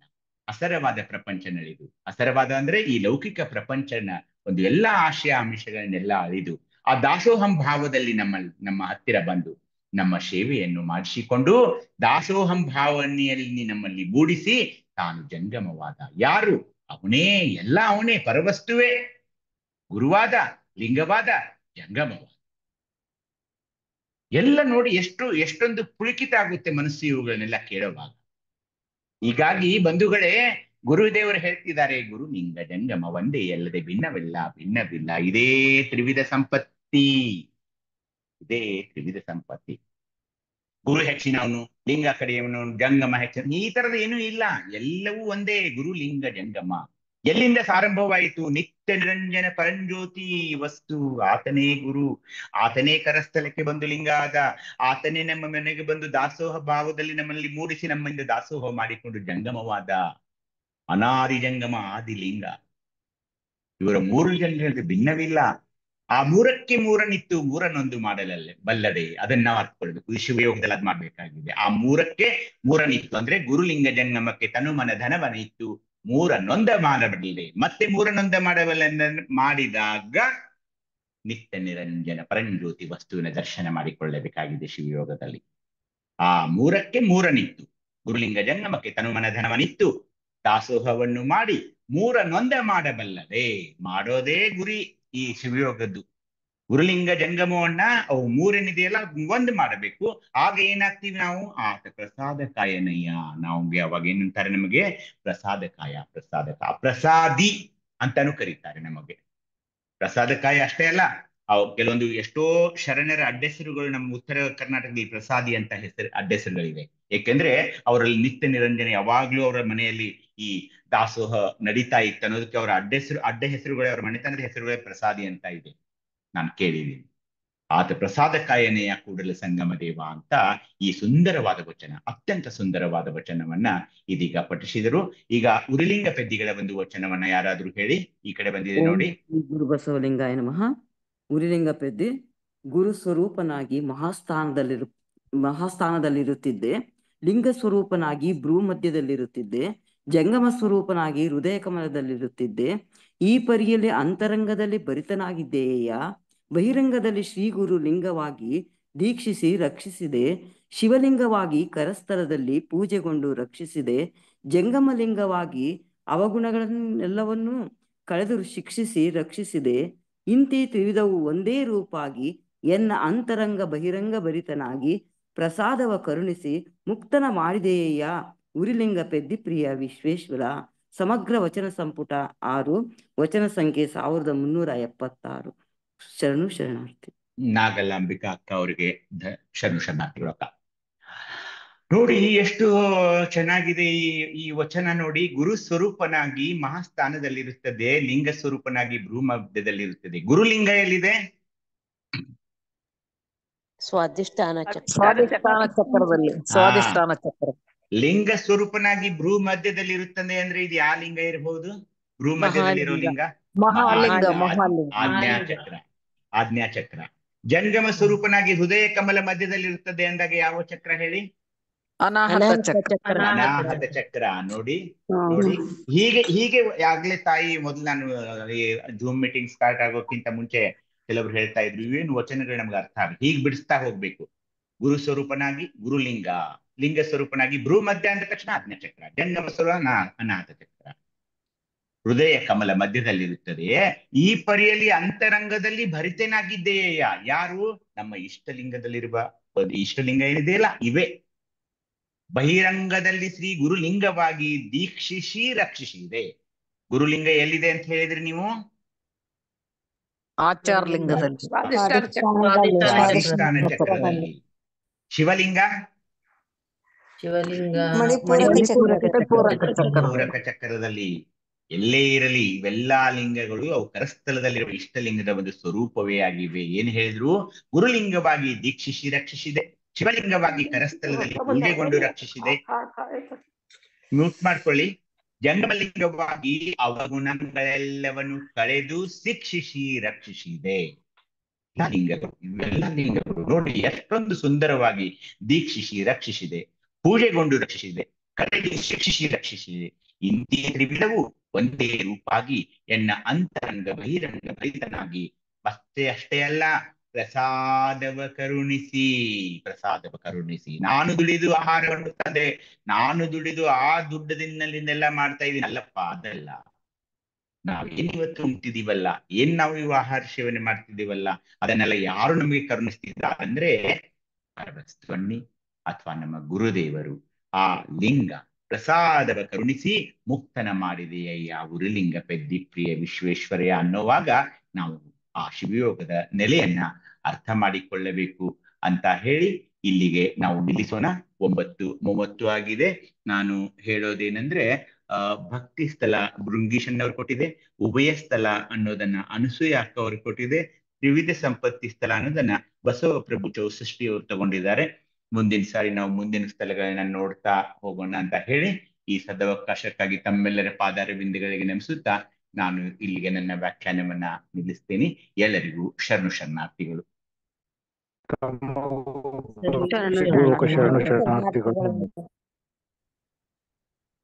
ಎಲ್ಲರಿಗೂ ಶರಣು ಶರಣಾರ್ಥಿಗಳು. ಸರ್ವರಿಗೂ ಭಕ್ತಿಯ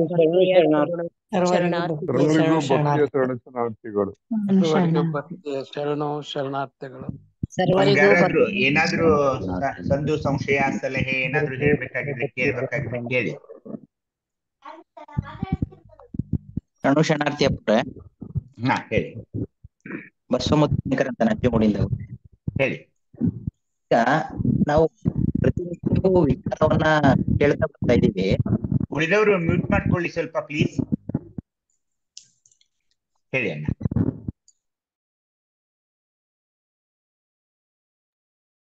ಹೇಳಿ. ಹಲೋ,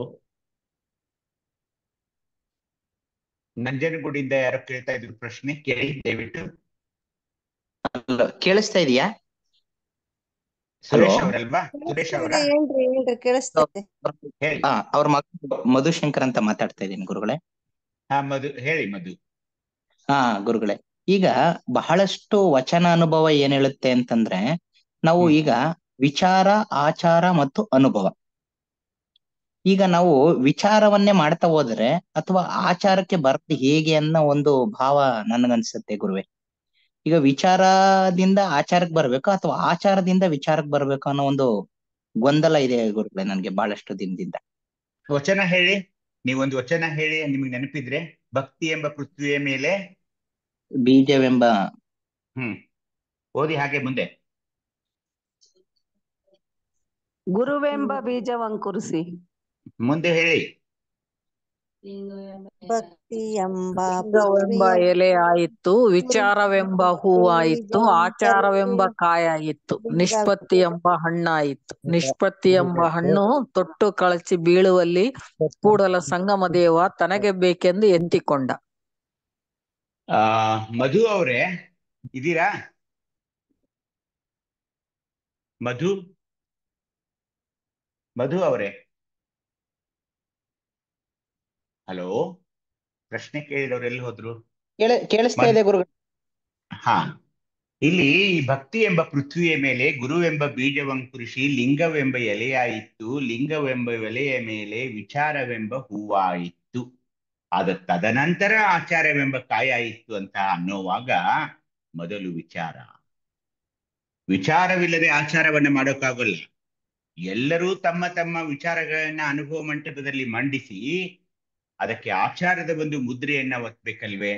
ಹೀಗಾಗಿ ಈ ಶತೇಕದ ನೆಲೆಮನೆಯಲ್ಲಿ ಒಂದೊಂದೇ ಸ್ಥಳಗಳನ್ನ ಎಲ್ಲ ನೋಡ್ತಾ ಅದು ಅಲ್ಲದೆ ದಿನನಿತ್ಯ ನಾವು ಮಾಡುತ್ತಿರುವ ವಚನಾರ್ಥಗಳನ್ನ ನೋಡ್ಕೊಳ್ತಾ ಒಂದೊಂದೇ ಸ್ಥಳಗಳಲ್ಲಿ ಏನಿದೆ ಎಂಬ ಒಂದು ವಿಚಾರವೆಂಬ ಹೂವಾಯಿತು ಮಾಡಿಕೊಂಡು ಈ ಶಿವಯೋಗದ ಪುಸ್ತಕದ ಉತ್ತರಾರ್ಧದಲ್ಲಿ ಈ ವಿಚಾರಗಳ ಮೇಲೆಗೆ ನಾವು ನಮ್ಮ ಆಚಾರಗಳನ್ನು ಅಳವಡಿಸಿಕೊಂಡು ಶಿವಯೋಗ ಹೇಗೆ ಮಾಡಿಕೊಳ್ಳಬೇಕು. ಏಕೆಂದ್ರೆ ವಿಚಾರಗಳ ಮಂಥನ ಎಲ್ಲ ಮುಗಿಸಿದ ನಂತರ ಆಚಾರಕ್ಕೆ ಬರಬೇಕಾಗುತ್ತದೆ ಹೊರತು ಆಚಾರದಿಂದ ವಿಚಾರಕ್ಕೆ ಹೋಗೋಕ್ಕಾಗೋಲ್ಲ. ವಿಚಾರವೆಂಬ ಹೂವಾಯಿತು, ಆಚಾರವೆಂಬ ಕಾಯಾಯಿತು ಅನ್ನೋ ವಚನದ ಅರ್ಥದಲ್ಲಿ ನಾವು ಮುಂದೆ ಸಾಗೋಣ ಅಂತ ಹೇಳ್ತಿದ್ದೀವಿ.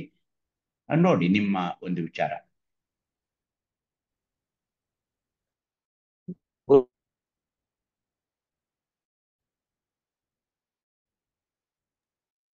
ಆಯ್ತಪ್ಪರೇ, ಈಗ ಕಾರ್ಯಕ್ರಮ ಸುಸಂಪನ್ನಗೊಳಿಸೋಣ. ತಂದೆ ನೀನು, ತಾಯಿ ನೀನು, ಬಂಧು ನೀನು, ಬಳಗ ನೀನು, ನನಗೆ ನೀನಲ್ಲದೆ ಮತ್ತಾರು ಇಲ್ಲವಯ್ಯ ಕೂಡಲ ಸಂಗಮ ದೇವ. ಹಾಲಲ್ಲದ್ದು ನೀರಲ್ಲದ್ದು ನಿಮ್ಮ ಧರ್ಮ, ಜೈ ಗುರು ಬಸವ ಶರಣು ಶರಣಾರ್ಥಿ. ಸರ್ವರಿಗೂ ಸದ್ಭಕ್ತಿಯ ಶರಣು ಶರಣಾರ್ಥಿ. ಸರ್ವರಿಗೂ ಭಕ್ತಿಯ ಶರಣು ಸರ್ವರಿಗೂ ಶರಣಾರ್ಥಿ. ಭಕ್ತಿಪೂರ್ವಕ ಶರಣು ಶರಣ